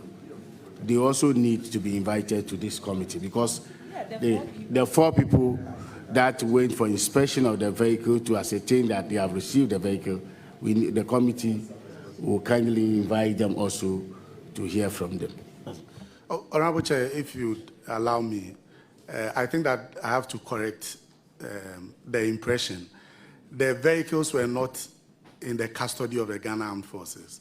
It was in the custody of the Ministry of Defense, and we have military protection at the ministry. I want it to be clarified so that... Well, Minister, is the same thing. Military protection. The military protection is made up of the Ghana Armed Forces. And we sit and watch, and this person claims we allowed the person to come for the vehicles. When we had signed that we had received the vehicles, unilaterally, we allowed the person to come for the vehicle. Minister. I understand the enormity of it, but the clarity is that it was not in the custody of the Ghana Armed Forces. It was in the custody of the ministry. And as I have stated, the ministry has military protection, not to make excuses for anyone. Former, what was the title? Former Director of Procurement. What prompted you to suggest to MOD that the cars should be returned to their supplier? Mr. Chair, what prompted me was the fact that the releases for to pay for the vehicles was not done. And the supplier continued pestering, calling, sending messages and all that about his convincing that he will be paid. And looking at the situation, with my experience, I suggested to management that since the contract is still valid, let's get the supplier to agree so that we can extend the contract and let him keep the vehicles for us until funds are released for us to pay. So that in the case of having the vehicle, if anything happens, it will not be the responsibility of the ministry. Okay, let me take your time. Was that part of your responsibility to advise management that they should return the vehicles? Or they should extend the contract? Yes, Mr. Chairman. It was part of your responsibility. It is part, I feel that it's my responsibility. No. I am part. Is it part or you feel it is part? Mr. Chairman, it's part of my responsibility. It is part of your responsibility. Yes. Who signed the contract? The original contract that you came to verify? The original contract was signed by the Honorable Deputy Minister. Honorable Deputy Minister at that time? Yes. No, if the so it was signed by the ministry? Yes. You didn't sign the original one? No. So what makes you think that a contract signed by the ministry, you can alter it? Extend. That is why it's an advice I give for consideration. Oh, Massa. Look, the recommendation that they've given, right, is enforcement of PFM regulation 96 and 98. Oh, okay. Leader. So, former procurement director, when did you extend the contract to?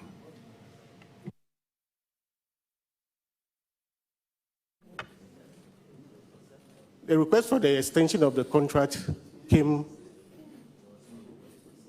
before the expiration. My interest is not when the request came. My interest is in when did you extend the contract to? It was extended up to May 2025. So May 2025 were the vehicles delivered? Yeah, the vehicles were delivered in December. But you said they were delivered and taken back. Yes. So you extended it to May 2025? Yes. So in May 2025, did he bring them back to you? No, he didn't bring them back. Why? Because at the time, there was no funds to pay him. You know, it was taken because of his fear that he would not be paid. And so as at May, when the first expiration of the contract ended, there was still no money to pay him. So again, the contract was again extended out to August, hoping that the process would go through, funds will be released for him to be paid. So, Mr. Chairman, that is how it went. Has that been the practice, that a supplier will hold on to the items until he is paid? Has that been the practice? It has not been the practice, but peculiar situations bring up issues to avoid. For me, my major concern was to avoid a judgment debt on the state. What was a peculiar situation? Peculiar situation in which a supplier will supply items and demand for them because the state is not paying. Why were you procuring the vehicles?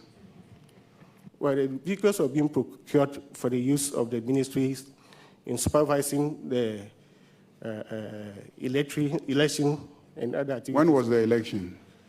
Election was held on the 8th of December. So the election was held on the 7th of December. 7th of December, sorry. So when after the election, the vehicles were not available, why did you extend the contract? Because the supervisory role that the ministry plays still continue over the agency still continues. So the vehicle with a lifespan of 7 years can still be used in future engagements on behalf of the ministry. So I get that. So first and foremost, the object of getting the vehicle was to supervise elections. We are talking about just 4-point-something million Ghana cedis. And the government of Ghana wants that for elections. Why would a supplier who has been supplying to the ministry refuse to release, in fact, bring the vehicles to you on the 5th, and you didn't deploy the vehicles because that was the object for the emergency procurement? I'm sure it was an emergency procurement. Why will the supplier bring the vehicle to you on the 5th, and then you will wait? I don't know when you release it back to him again. You release it back to him, and then it is not used for the election monitoring exercise. We're trying to understand that part of your explanation.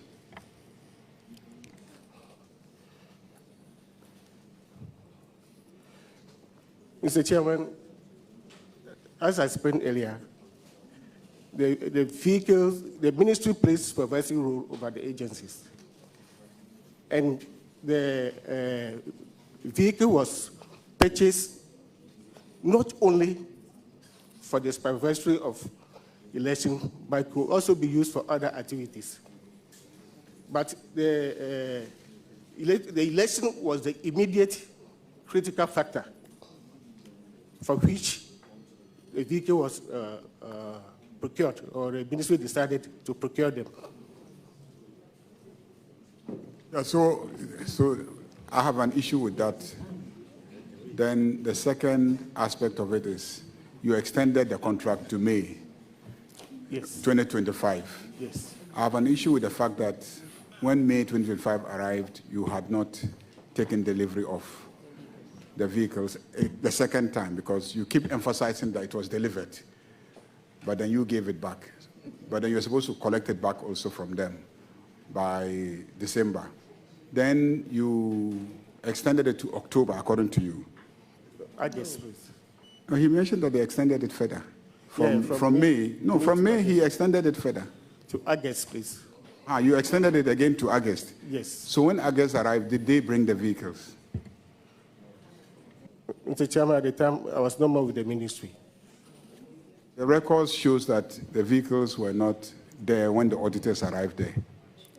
That's what the records show. So it means that the vehicles were not delivered. But last one, you've been Director of Procurement for how many years? For 7 years for the ministry. Which procurement, can you show us procurements where you paid before the items were delivered? Vehicles.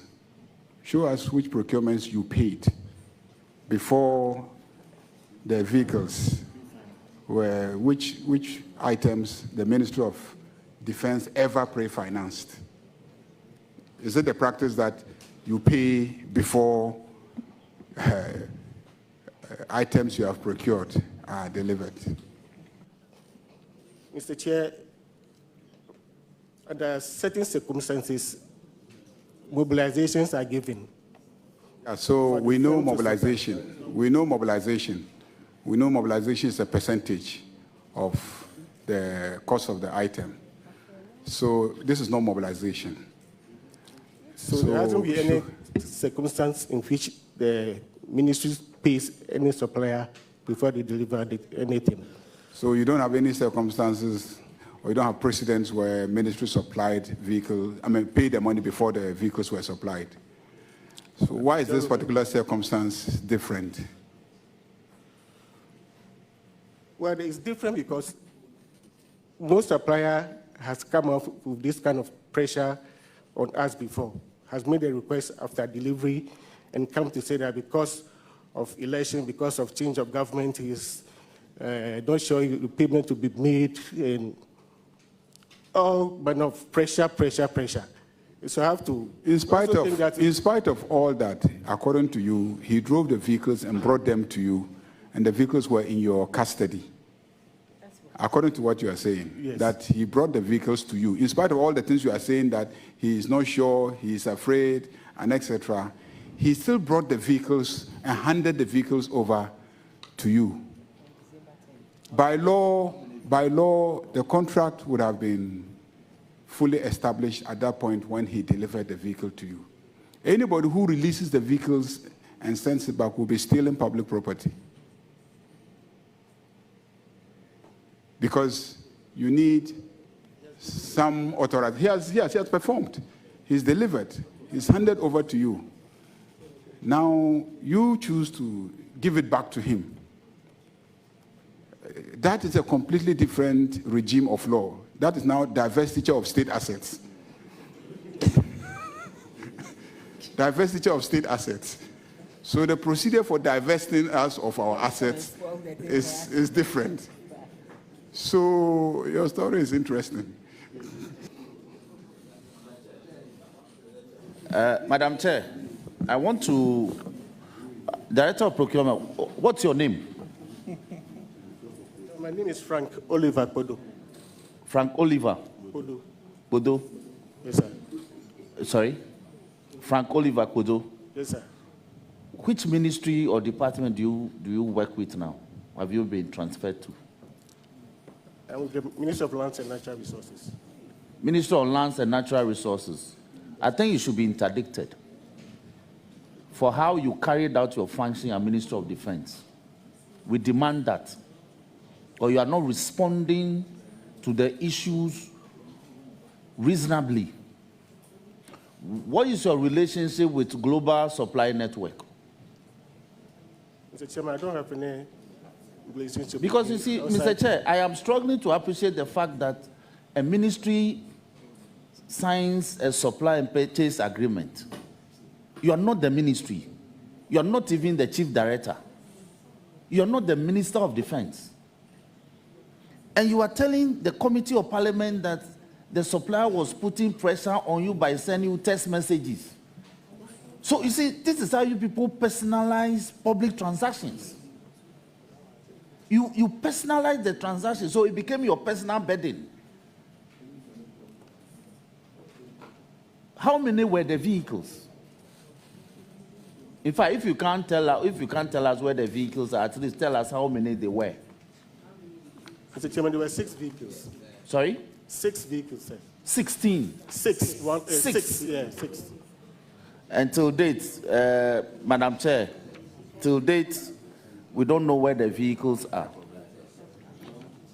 So for me, my demand is that the Ministry of Lands and Natural Resources should interdict this man. It should be interdicted. Yeah, 1 minute. What kind of vehicles were you going to purchase for this? They were Suzuki Grand Vitara vehicles. Pardon? Suzuki Grand Vitara vehicles. So 6 of them for 4 point something million. Suzuki Grand Vitara vehicles. 6 for pickups or? No, they are SUVs. SUVs? Yes. Oh, okay, the mini. For 4.8 million Ghana cedis. Yes. What's the unit price? Divide that by... So, what was the price for one, please?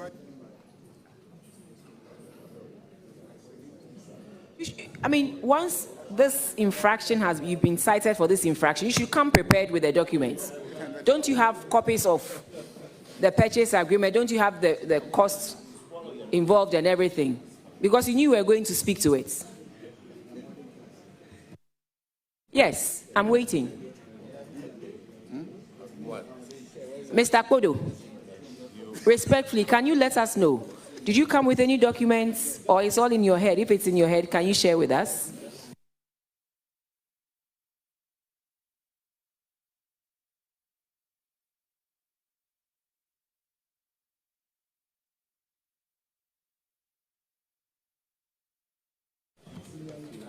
Sir, we are waiting for you.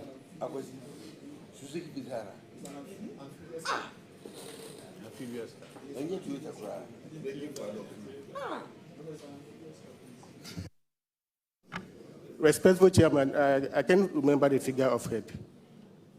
the unit price of head. You can't remember offhand, but yet you knew you were going to answer to it. Respectfully, can we discharge him to go get the documents and bring to us? Yes. We would want you to go and get the documents and bring to us. We'll be sitting here till 2 or 3. We would want a copy of that document, respectfully. Minister, if you can direct that he go gets it or someone brings it to us immediately, we'll be very grateful. Yes, Mr. Chairman, the documents are in the custody of the ministry, so we can make arrangement to bring it. Can you share with us now?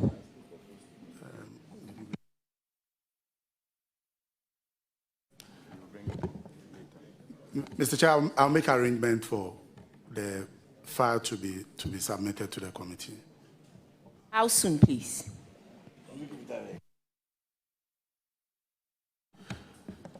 Mr. Chair, today. We'll get it today. The timing.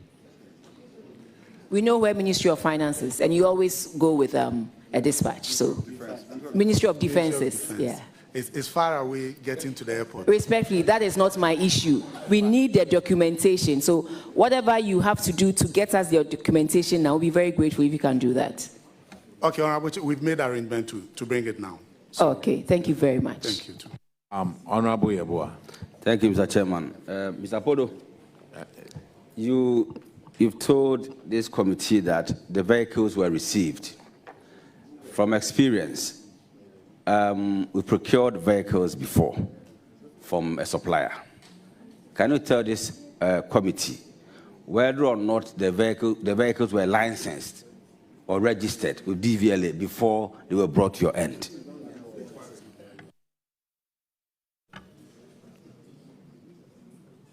Mr. Chairman, the vehicles were not registered.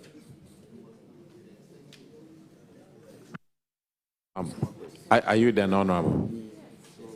Honorable Adam. Thank you, Mr. Chairman. Mr. Chairman, yes. The background to my follow-up question is that per the auditor's report, the 4.8 million was processed to the BTA stage.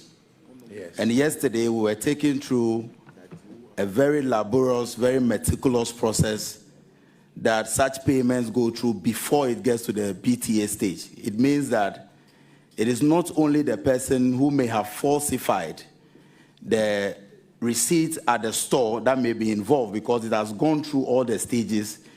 And if we had money, the 4.8 million would have been paid for the 6 vehicles that they never had in possession. My questions are framed in 3 sessions. The first one to the former procurement director. Is there any aspect of the contract expressed in the terms that allows the supplier to withdraw the vehicles or repossess the vehicles within a certain timeline when payments are not made? Is there any aspect of the contract that suggested so? Number 2, when you made the proposal to management, according to you, you had advised.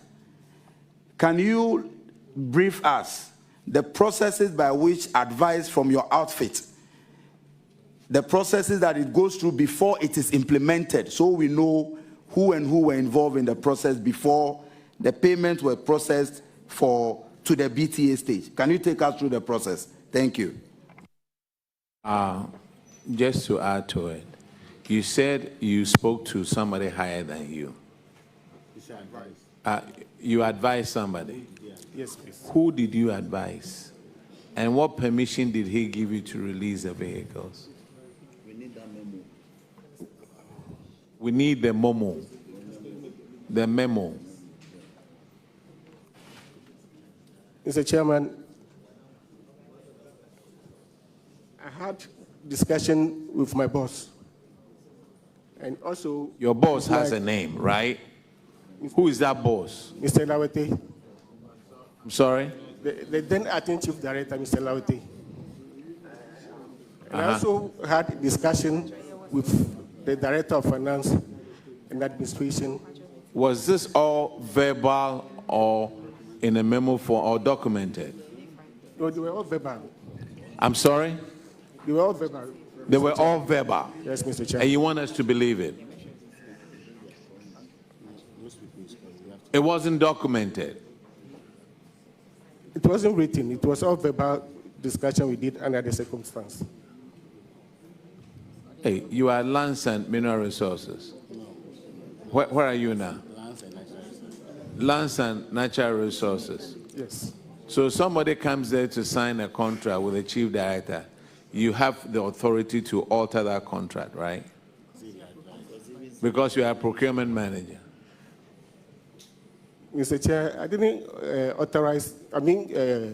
alter the contract. What did you do? When the request came, I discussed with my seniors and colleagues that this is what we have. But this is the way I think we can handle it, which is the advice I give. Minister, we'll be waiting for the documents, and then we can continue with the rest.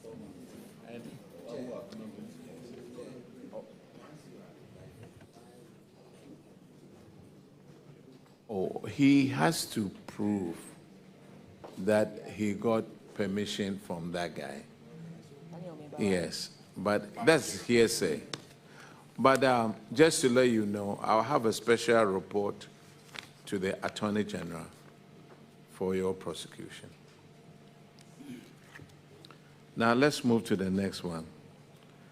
Expired contracts. Now we have some expired contracts. 77 million Ghana cedis for belts. And then there were some other uniforms also that the contract expired on 17th of October 2024. However, these were included as part of the claims and commitments submitted at the 31st December 2024. Thank you, Mr. Chair. The Director of Ordnance, Colonel Besley, will answer that one. Thank you.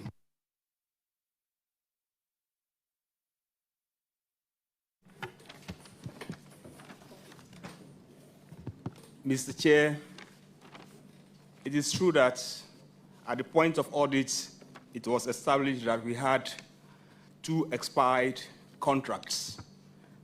And our indication at the time was that we were going to take steps to get the contracts renewed. And we had accordingly done that. And as I speak of dates, I can say that the contract, one for autumn roses, has been renewed, and the supplier had gone ahead to deliver the items, which were received and now being used by the Ghana Armed Forces. On the second one, S-Line BCNS Group Limited, the contractor was notified of the expired contracts, but he failed to come forward for the contract to be renewed. Anytime you call him, he said he was in talks with the military high command. I'm done, sir. So the first one for the belts, it expired June 10th, 2024. Yes, sir. When was it renewed? The renewal letter was after the audit team drew our attention to it, and that letter went out on the 3rd of September 2025. And acknowledgements letters pointing to the fact that the contracts had been renewed. One, there were 2. One from the Chief of Staff's office, which was in September 2025, and the second one from the Department of Logistics in October 2025. You had the other contract expired in October. So you said it was when the auditors were the ones who brought it to your attention. In December, they brought it to our attention in December 2024. 2024? Before December 2024. And it didn't get renewed till 2025, somewhere in the middle of 2025. The audit was in 2025. Yes. That was when you were prompted that the contract had expired. Yes, please. So when you have contracts, how do you keep up with them, whether they are current or expired? How do you control that? Mr. Chair, procurement in the Ghana Armed Forces is decentralized. And where I sit, I'm just a requisitioner or an indenter in military parlance. And there is another department, another directorate, that is Directorate of Procurement, that is supposed to do the hastening and other actions that are needed to keep contracts on course to the point of delivery. Do you guys have a contract register? At the procurement department, yes, we do have one. And at the Directorate of Ordnance Services, where we do the requisitioning, we also have files where we keep records. And still, these contracts expired. The register, is it paperwork or electronic? Paperwork, sir. Hey. Gotchesburg, we are check. So.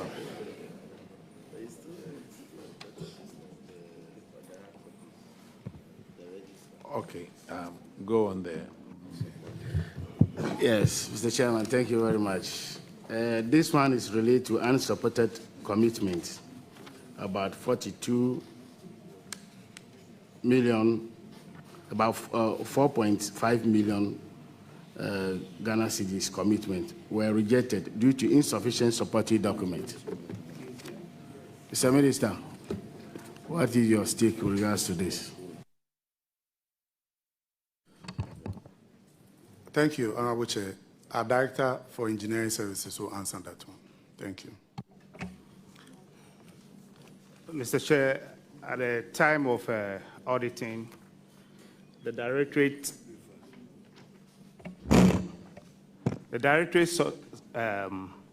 made available to the auditors all our books.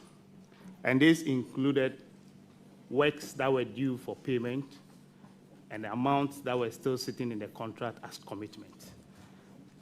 The second meeting that we had with the auditors, they made it clear to us that the works that have been raised with IPCs had been validated, but what we added on as commitment, they were going to disclassify that not as payment, but as commitment.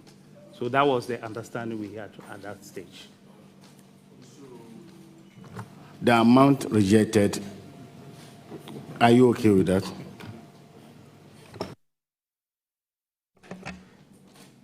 Not rejected, because these are still commitments within the contract. You were rejected based on insufficient documentation, that is why. Because there were no supporting IPCs on the commitment, because those were not work done. But the works, the IPCs that we submitted, they validated them. Auditors, can you provide better particulars with regards to this? Mr. Chair, I think his response captures the exact feedback to the finding that what could not be supported in terms of the commitments is what we had highlighted. And there were, I think, 5 of them from our list. So that is what the Chief has affirmed to. Thank you. Chief, why do you also send documents that you cannot support, documents that don't have work done attached to them? Mr. Chair, like I stated earlier, we submitted our books for the auditing. And this included IPCs of work done and the commitment of amount on the contract. These are still valid contracts that are still running. And I must say that some of the commitment as of this have even been turned into IPC because work is still ongoing. So that is what we did. So they drew our attention to the point that the IPCs, yes, had been validated, but what we submitted as commitment, because there were no IPC to it, they disclassified that as payable, and we agreed to that. But I must state that this is a running contract, and as at date, some of the works within the commitment have been done. So IPCs will be raised on those, some of the commitment. You sent some of these things, they look so huge, only for the auditors to come back and tell you, this wasn't part, that wasn't part. So next time, I think we should be more diligent when we are compiling data for such exercises, because it's very, very important that we do a thorough job before we send documentation. Thank you. Yeah, so again, I would like to find out from you, these documentations, do you have electronic system for documenting these things? The question again, Mr. Chairman. You have electronic system that you actually document this, you keep them? Yes, we do. We do.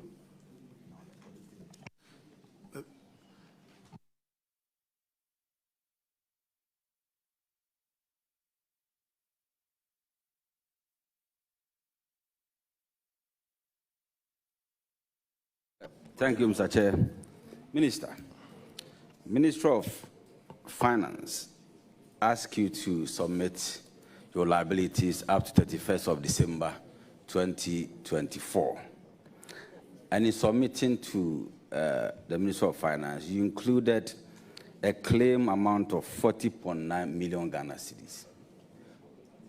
Later on, the auditors found out that claim had been paid. So why was it included? Thank you. Thank you, Group Captain France from the Ghana Air Force will answer that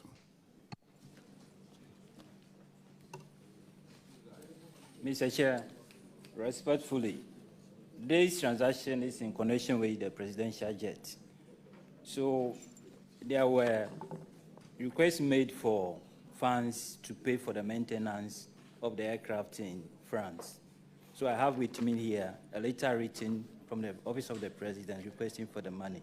So the differences you are seeing here is the transfer differentials between the amount requested for and the one that was transferred, with a sweet code here relating to the transfer. Thank you. But see, this problem, I'm sure we are having problem with the auditors because of this exchange rate differential. But the question is, who gave the exchange rate to the auditors? Is it Ministry of Finance or at your end?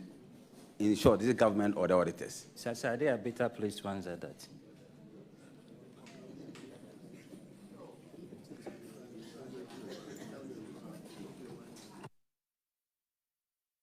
Sir, can you repeat your answer? I say, sorry, respectfully, sir, madam, I said we didn't give them the exchange rate, so they are better placed to. So what did you apply? How did you translate? Or you quoted it in foreign currency? So, sir, like I was saying, this me, I'm not sir. I know in your chain of command you call everybody sir, but me, I am not sir. I'm a woman. Madam, please. What I was saying is that this is in respect of a transfer we made in respect of the presidential aircraft. Every year, the aircraft has to go to France for maintenance. And there are two accounts in relation to the contract, one for the general maintenance of the aircraft and one for the engines and the auxiliary power unit, pilot training, and the data management. So when the request was made, the one for the general maintenance of the aircraft amounts to 1,768,000 euro. Then the other one for the training and other ones amounted to 925,663 euro. So what was transferred by Bank of Ghana?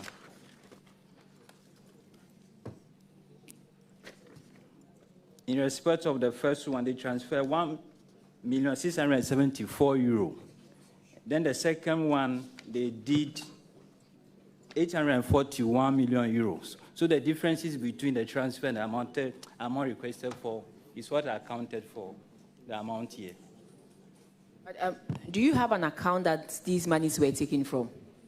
From? Yes. Or BOG paid on your... So what normally happens is when the bills or the budget for the maintenance of the aircraft are sent to Ghana Air Force, we request through Ministry of Defense to Ministry of Finance. Then a request is made to controller, then BOG does the transfer. Yes, but when the request is sent to Ministry of Finance, yeah, don't you also work on it from your end on GIFMIS, or you don't? We do. You do? Yeah. And when you do, that amount, that translation CD amount that comes, or there's no CD equivalent that comes, you just quote it in USD throughout the transaction? That's what we used to do. No. This is going for what do you used to do? You quote it in CD or in the euro? In euro. Euro. Yes. So on your system, on GIFMIS, you never quoted in CD? Hitherto. Hitherto. The new regulation that all payment has to be done in CDs. When did this new regulation kick in? That says takes effect from 1st January 2025. Up to 2024, we used not to do. So, and this transaction was when? 2024? Yeah, it relates to 2024. So then you should have the CD equivalent on your system. Because prior to that, you were doing that. You were showing the CD equivalent. No, Madam, please, respectfully, I was saying that hitherto, till 2025, all requests we made were in euro in respect of the maintenance of the president. Yes, ma'am. So that's why you are saying you cannot determine the CD equivalent? Yes, please. You did not pay, BOG paid, and so you had no access of determining the CD equivalent. Ministry of Finance raised the BTA to controller sends the request to BOG, and the BOG does the transfer. You do nothing on your system? No. Or all you do on your system, you do it in USD? You do it in euros? Yes, ma'am. Because this is a foreign account in respect of the maintenance of the aircraft. So there has never been any payment in CD. In CDs, okay. Yes, and did you explain this to the auditors? Auditors, did they explain this to you? So that the issue of translation would then not arise because they are claiming they are going to debit a foreign account. Honorable Chair, like I indicated, we've had several meetings before this. So the matters that were dealt with have been expunged from the report before it was issued.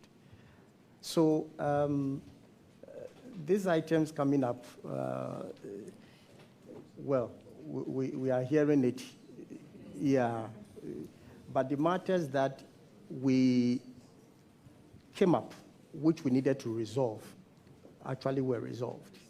Yeah, so that is what I would say to that. Minister, you know, sometimes when the auditors come in, we don't give them the attention that we ought to give them. That is also a fact. They may have their limitations, but sometimes we don't attend to them as we are supposed to attend to them. We leave it for people who will not even come and sit here today to speak to it. They compile their reports, they take, the explanation, the observations, and everything.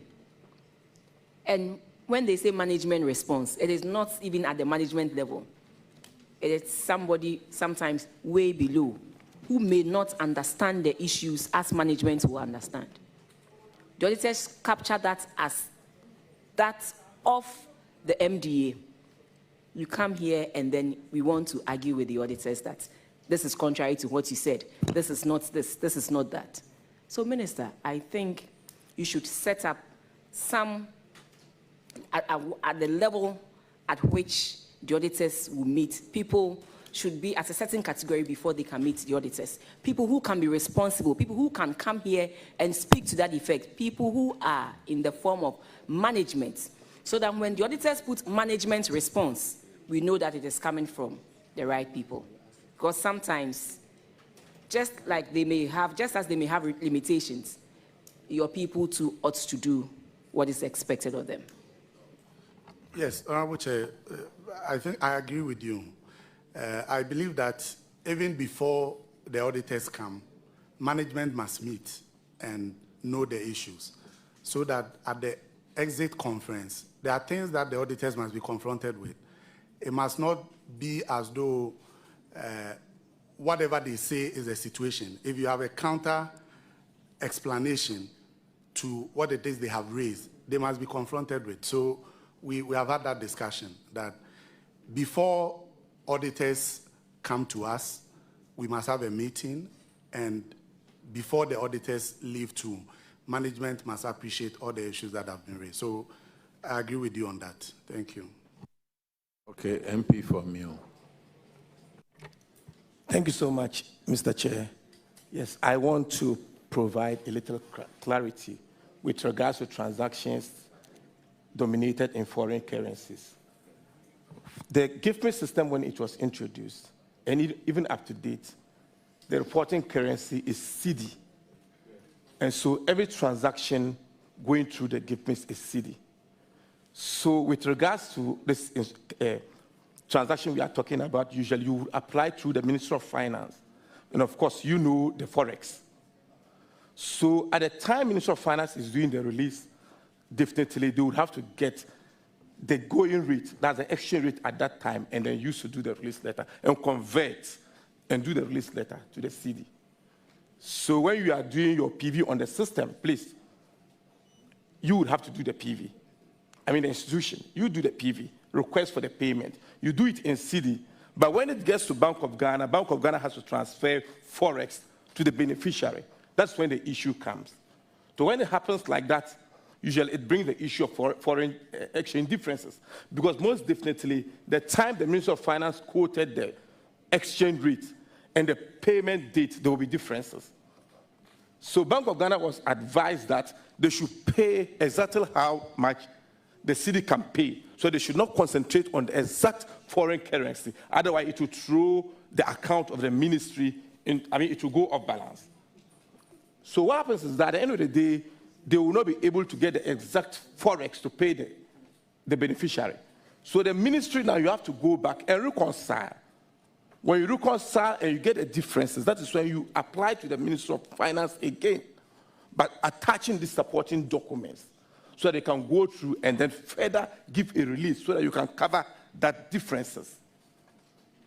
So for the records, the system, the giving system, the reporting currency for it is a CD. So let's get that straight. Thank you. This is free education for you. Next time, we don't want to see a reported exchange rate difference. He is a professional.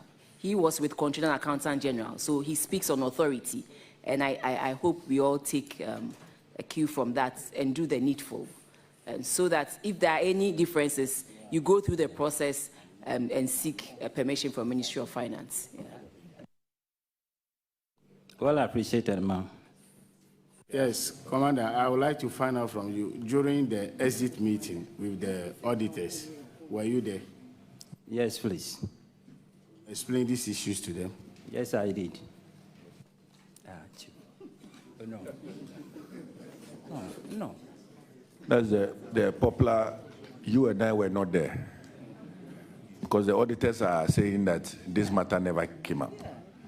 And that is why yesterday we advised that in all this instance, there has to be a written document to it. I mean, all your observations must be in writing, and they respond in writing, so that the next time we appear before Public Accounts Committee and there's confusion, you produce your evidence, he also produces his evidence. Then we are on our way to satisfying all sides. Thank you.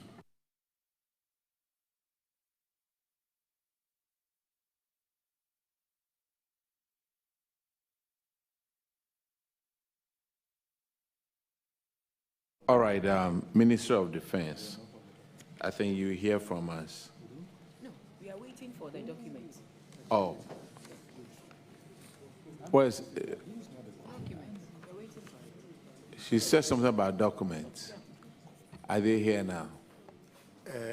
Yes, I believe they are very close. Very close. The director of procurement is chasing to take it up. You mean the former one or the current one? No, the current one. Okay. So then he could wait by the wall, and then we'll call our Minister of Education. Minister, we'll acknowledge receipts on TV once we receive the document, so we are waiting for it. Yeah. So we are discharged. Thank you very much.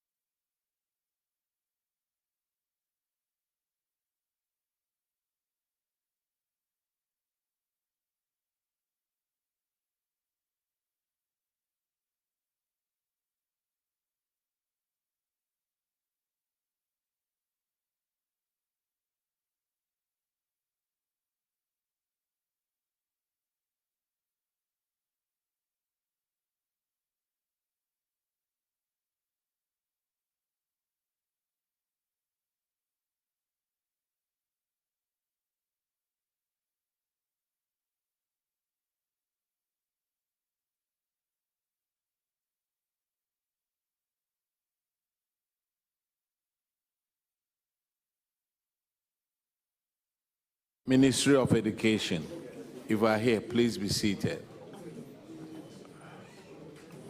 And clerk, please administer the oath.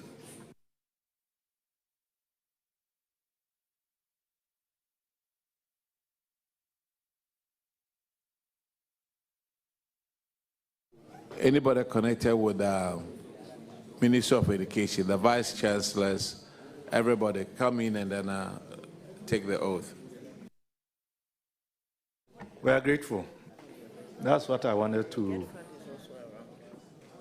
get funds. So every agency under the ministry, every institution affiliated, connected to education, please make your way here so that we can all take the oath collectively.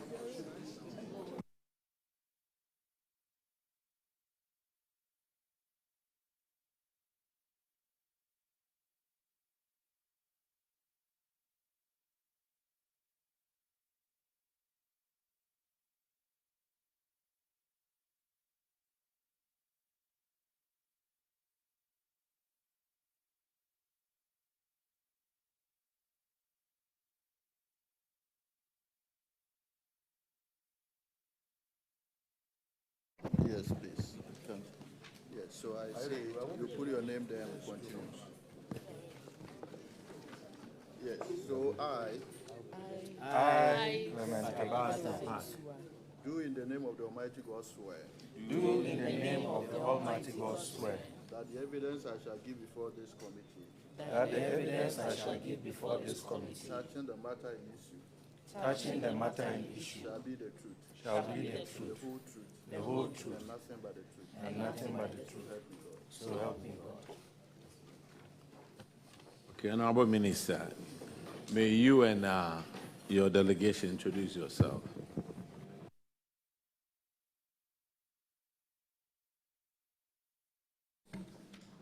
We are most grateful, Honorable Chair, for giving us the opportunity to appear before this August committee. Let me convey the regrets of the Minister for Education, who would have wanted to be here himself. Because of other pressing matters and the fact that he has not fully resumed formal duties, he has asked me to lead our team from the ministry to appear before your August committee. I would like to invite our team to introduce themselves, beginning on my right.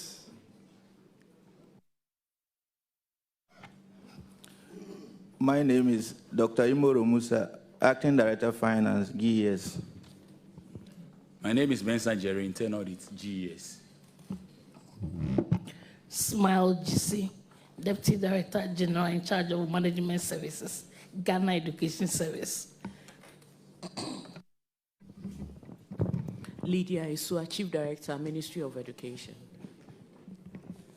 Good afternoon, Honorable Chair. My name is Patrick Carter, the Head of Budget at the Ministry of Education. I'm Emmanuel Oten, Head of Finance.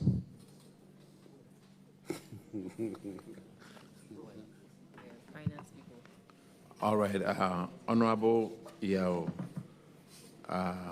NSNIM will handle the first question from Minister of Education.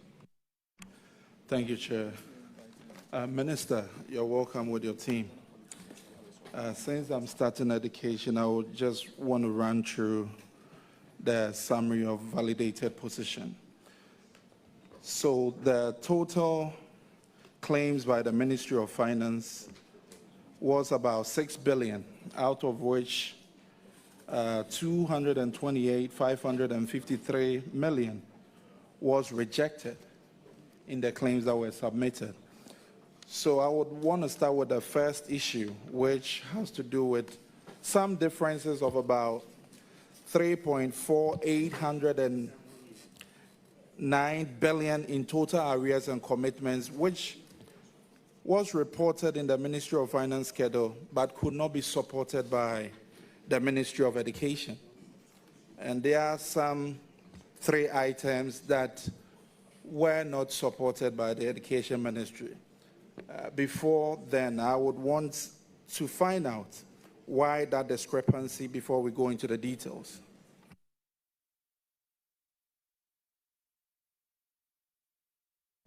Most grateful, Mr. Chairman. The information we have been able to generate indicates that the ministry, as you said, did not provide any documents or information supporting the 3.4 billion.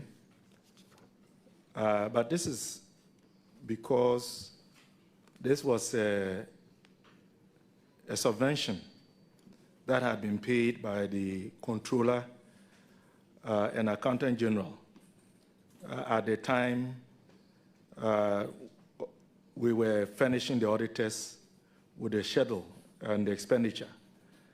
This particular expenditure has to do with the procurement of tablets for distribution to our wards in the secondary school system. So there was a need to reclassify this arrangement under GET fund. But in addition to the tablets, I think there was another expense that had to do with the capitation grants and the school feeding under the 2025 budget. But I would invite our budget officer to add some flesh to the skeleton I have designed. Thank you, Honorable. Honorable Chair, so just as the Honorable Minister explained, we submitted our schedule to the Ministry of Finance somewhere around February 2025. And after the submission, we were invited by Ministry of Finance to have an engagement on that. And during that engagement, these issues came up. The first one was the 2.9 billion outstanding under tablet computers. Ministry of Finance explained that that transaction is solely under GET fund, so we can't submit it as an outstanding. We did submit it earlier because at a point in time, the Ministry of Finance released some funds to the ministry for the payment of the tablets. But when we met them, they explained that even that money that was released by finance was taken from Get Fund. So we omitted it when we were submitting our schedule to the auditors. The second one has to do with capitation grants and feeding grants for the first term of the 2024-2025 academic year. The academic year started in September 2024. As at the time we were compiling the arrears to Ministry of Finance, it had not been paid, so we included those ones as part of arrears as at December 2024. But when we met the Ministry of Finance, once again, they explained that, yes, even though the transaction relates to 2024, that is supposed to be part of the 2025 budget. So we can't submit it as part of our standing as at December 2024. The final category has to do with subventions to some of our tertiary institutions. As at the time we were presenting to Ministry of Finance, there were arrears to some institutions by way of salaries and emoluments. But when we were finishing the auditors with the schedule, those ones had been paid by a controller. So we omitted all these ones from what we shared with the auditors. That explains the discrepancy between what we gave the auditors and what Ministry of Finance gave them. And we explained all this thing to the auditors. Thank you. Okay. We have listened to your explanation, but then I just want to find out the issue about the 2.9 billion with the tablets. What is the level of relationship? Is it that you did not have documentation to this procurement, or what was it? So, Honorable Chair, we did have, but as I indicated, when we were going through the documentation, we realized that at a point, Ministry of Finance released some 600 million to the ministry directly to pay for them. So when we were reporting our arrears to Ministry of Finance, we didn't want to have any omissions. But when we engaged them, they explained that even that 600 million was taken from Get Fund. So everything relating to the tablet should go to Get Fund. And that explains why we didn't include it in our schedule to the auditors. But, Ministry of Education, you said matters relating to the tablets pertain to Get Fund. You know, Parliament passes the Get Fund allocation, the formula. And in that formula, in that year, government said that they were going to use part of Get Fund's fund to purchase the tablets. So why then do you include it in yours? It was in the formula, the Get Fund formula, that they were going to use part of that. Explain why the situation arose. Honorable Chair, once again, I think the error was with us assuming that once finance at a point paid some, we should declare it to them as an arrears. So when they explained that even the money they gave to us was coming from Get Fund, we had to exclude it from our schedule. And since then, everything relating to the tablet is being handled by Get Fund, yes. Thank you.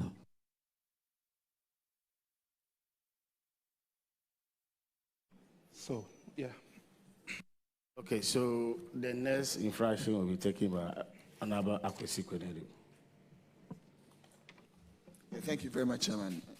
Chairman, this infraction has to do with some overpayment or overestimations that were made when the auditors went through your schedule of payables and also trying to confirm same with the suppliers that you made mention of. They found a discrepancy of about 160 million. And the first one has to do with a BTA in relation to GTech. That is the tune of 159 million.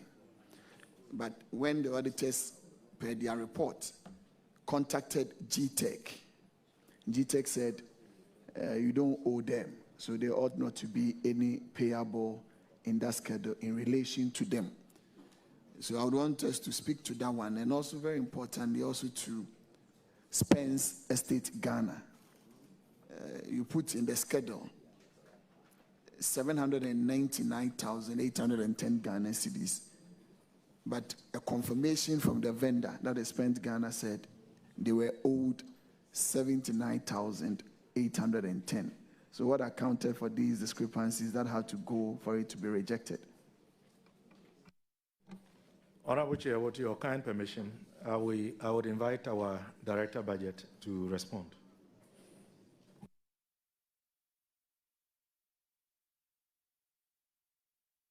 Thank you, Honorable Chair. So, regarding the first issue of BTA on the payment of teacher trainee allowances, I can confirm that the ministry in our schedule to the auditors did not include that. This information was actually pulled from Controller and Accountant General because on their system, they had this BTA pending. The Ministry of Finance actually released the 159 to GTEC. Subsequently, it was initiated on the gift mix. And I understand the payment was done around March 2025. So when the auditors submitted the information from Controller for us to validate, we indicated that they should liaise with GTEC to do the confirmation for them because payment goes directly to them. Unfortunately, our engagement with GTEC indicated that when they received the letter from the auditors in September 2025, because there were no outstandings relating to teacher trainee allowances, they went ahead and indicated that there was no outstanding. Even though the payment was done in March, they should have indicated that to the auditors, but in their response to the auditors, they mentioned that there were no outstandings. So who initiated the payment on the gift mix? Was it by the Ministry of Finance or by the Ministry of Education? It was initiated by the Ghana Tertiary Education Commission. Or they themselves, but not the Ministry of Education? Not the Ministry of Education. But auditors, how then do you include a transaction that has nothing to do with the Ministry of Education in their schedule, of which they did not present to you, and that becomes something that you have to reject in their name?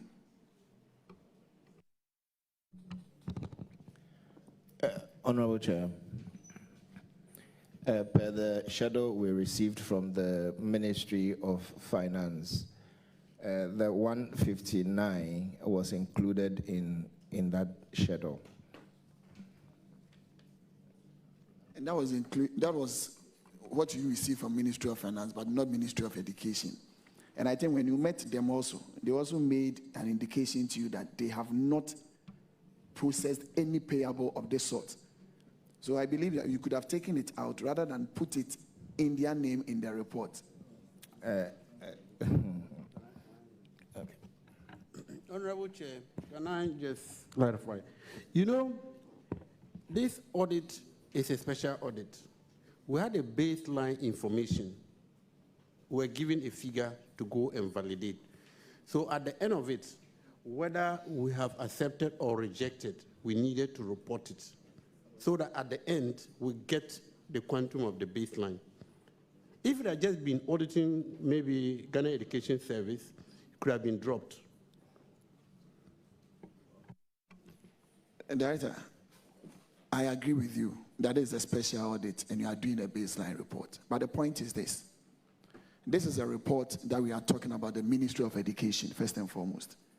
The Ministry of Education did not initiate any such transaction nor give you any sort of payables. So if it was given to you by the Ministry of Finance, then it ought to have been in the name of the Ministry of Finance. Or when they also came and told you they've not initiated, it should not have reflected here. Because at the end of the day, we are doing the Ministry of Education, and they do not present that. But in this, we are interrogating them. That is the point. Honorable Chair, you see, the information was given to us by Ministry of Finance, having been submitted by Ministry of Education. For us, it's from Ministry of Education. So if you take it out from Ministry of Education, when you come to add the baseline, you will not get the total for Ministry of Education. So we agree with you. So, but it's the explanation. When you include it, you should have, explain it well so that it seems like they have initiated the project. That's where the issue is. But the Ministry of Education is even saying that they did not even initiate that, and they did not have it in their report that they submitted. But let's. But it's with the Ministry of Finance saying they have initiated, but the explanation would have clarified this.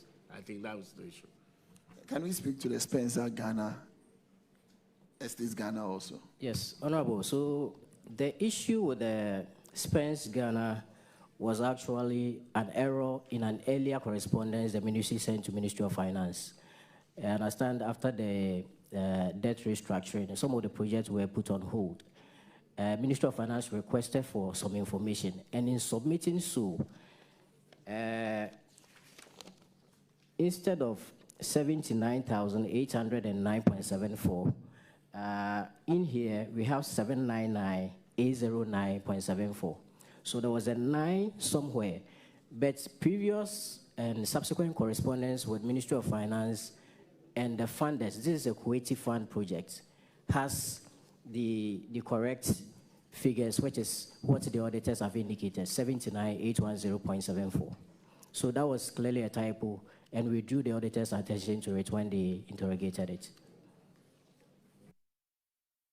But this is to the level of a claim but not commitment. So if you say some of the projects were put on hold, does it mean that there was no implementation for them? However, this one has been put in as a claim, which means that there have been execution and there have been a request for payment, rendering it to the position of a claim. So which portion and at which stage was such a project put on hold?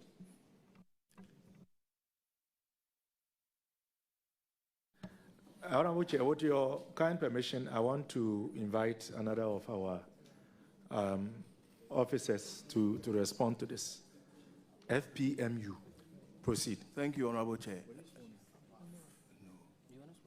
May I humbly request that the officer be sworn in, given that this is a House of Records, so that should he perjure himself, he will be held duly liable. Although I know he will not, but... Yeah, so the clerks need to swear in to the needful clerk. Okay.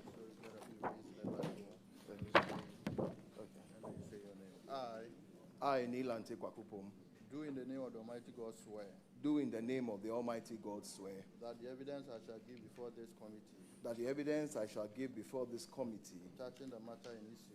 Touching the matter in issue. Shall be the truth. Shall be the truth. The whole truth. The whole truth. And nothing but the truth. And nothing but the truth. So help me God. So, gentlemen, can you introduce yourself, please? Honorable Chair, my name is Nilante Kwakupom.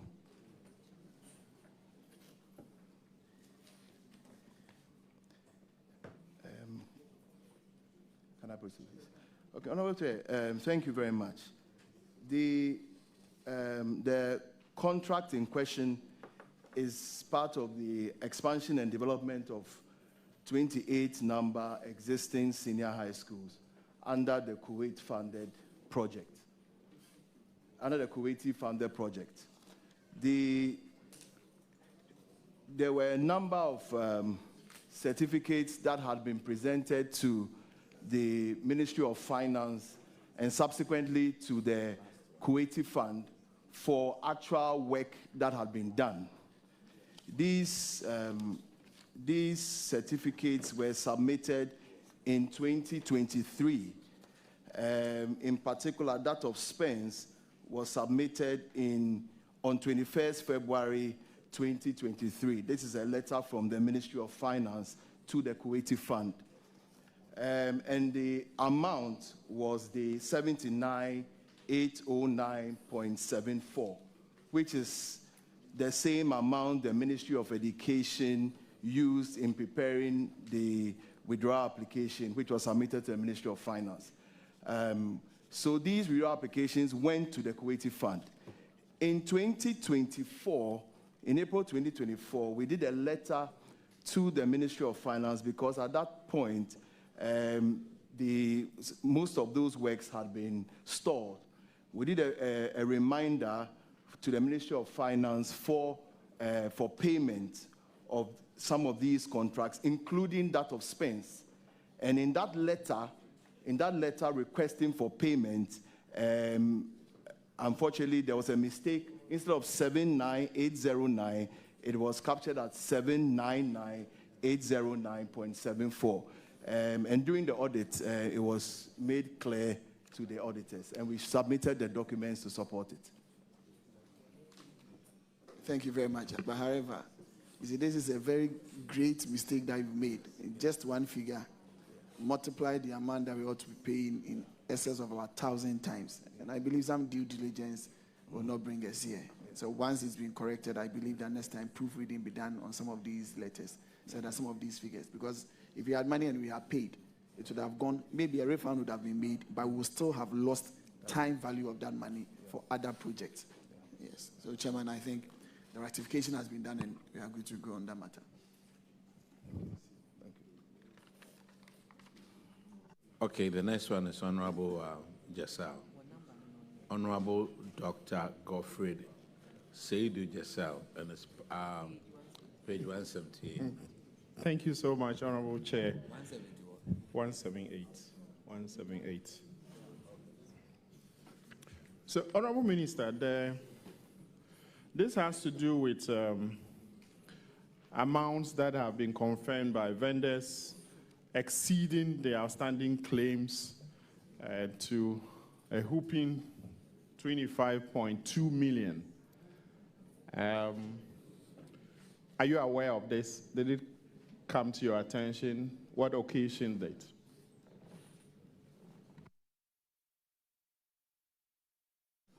Honorable Member, can you be kind enough to refer me to the page? Yes, page 178. It has to do with outstanding claims of 25.2 million. That's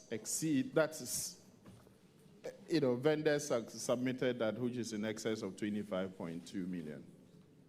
178.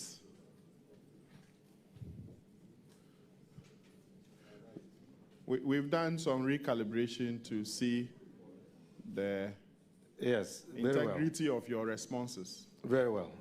And knowing who you are and your outstanding track record on exerting accountability, I'm sure that you pass the test. Remember, don't let me reveal our common heritage in Nessus Cortes, where the honorable member was a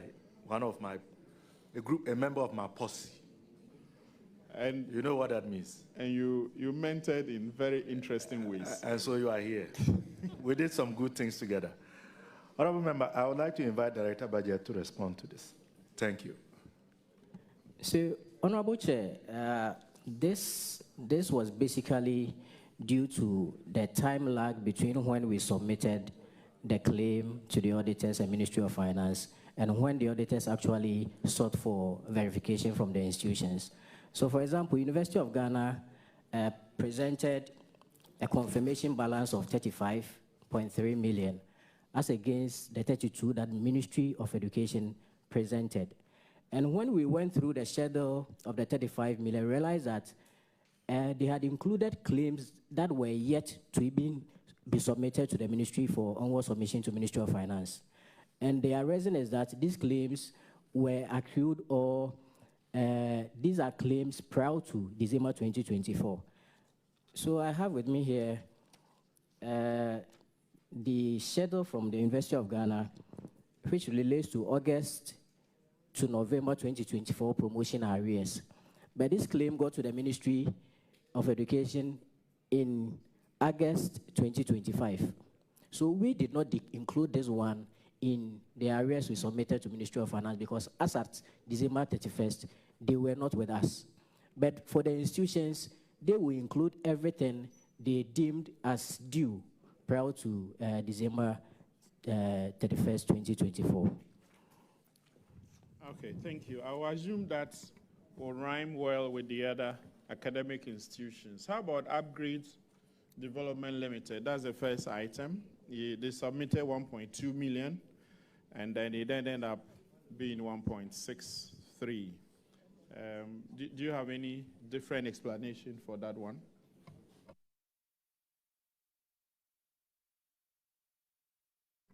So I think, Honorable, in this case, the vendors' claim rather exceeded what the ministry submitted. So as I said, yes, for most of the vendors, once it's not been paid, they report those ones as arrears. And it's the same issue we had with GTEC when they responded that there were no arrears, even though the money was paid after 31st December 2024. Yeah, but if they submit, if there is a claim of a said amount, how come, on your records, how come the vendors are able to quote a different figure higher than what is on your record as claims? That's the discrepancy we are trying to address. So, Honorable Chair, the vendor will record everything they have submitted to the ministry, but we were guided by the timelines. So everything that came after December 2024, we did not include them in the areas we submitted. But for the vendor, whatever they submit to us, they would indicate as areas due them. Very well. Adam, did you want to add something? Oh, yeah, Honorable Member, I think that the import of the conversation so far regarding GTEC and this current matter at hand has to do with the eagerness of the vendors to get paid. So as long as they are concerned, they don't wait for arrears. Whatever they are owed is included in what they provide. I think this is what is accounting for the disparities. Their impatience to wait for. But Honorable Minister, going forward, what do you think can be done? Because it's interesting that there will be a paper trail of claims, and yet what the vendors seek is higher than what the paper trail really records. Isn't it interesting that you can have that? Imagine if somebody didn't have a third eye to check that and either reject or substantiate the amount of public funds that could have sunk through this. This is an interesting amount, 25.2 million. That's a lot. Honorable Member, part of the problem, as indicated by the budget officer of the ministry, is that whereas we were looking at year-end 31st December 2024, the vendors were adding what was not part of year-end 2024. That is part of the reason why we are seeing these disparities. But on your substantive question, what we need to do is to be more meticulous and to ensure that we put in place a formalized system of periodic reconciliation so that we can always compare and make sure that we are working within the same silo instead of working in different silos. I think that will help us a lot going forward. Thank you. Yes, thank you, Honorable Minister. The auditors go further to recommend some formalized periodic reconciliations of these claims and your records and the payables so that you can always come to common positions at every point in time. And of course, strengthening your internal controls. So I wish to submit same for your action going forward. Yes, we are most grateful. I think your suggestion is in good faith, and we need to strengthen internal controls and to also ensure that there is regular interactions between our Chief Director and Director of Finance and the Budget Office. So we will be taking a cue from your suggestion. I'm grateful. Thank you. Honorable Chair, may I invite Get Fund now so that we can take the rest of my session? There are some more questions. You will get it. You'll come back to it. Relax, Kra. You'll be fine.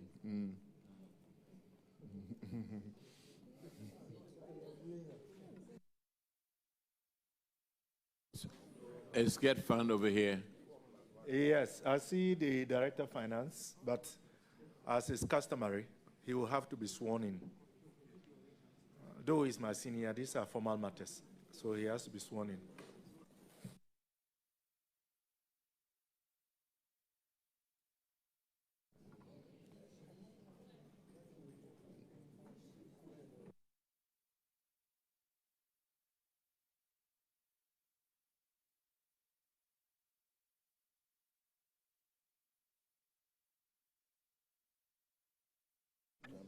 I say it and then you say it after me. I mention your name. Okay. So I, Alexis Kwabna Asinura, do in the name of the Almighty God swear. Do in the name of the Almighty God swear. That the evidence I shall give before this committee. That the evidence I shall give before this committee. Touching the matter in issue. Touching the matter in issue. Shall be the truth. Shall be the truth. The whole truth. The whole truth. And nothing but the truth. And nothing but the truth. So help me God.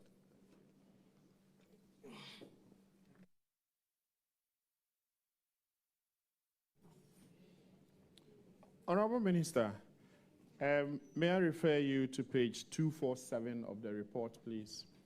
Doc, 1 minute. Sure. Please, where is the Get Fund Administrator?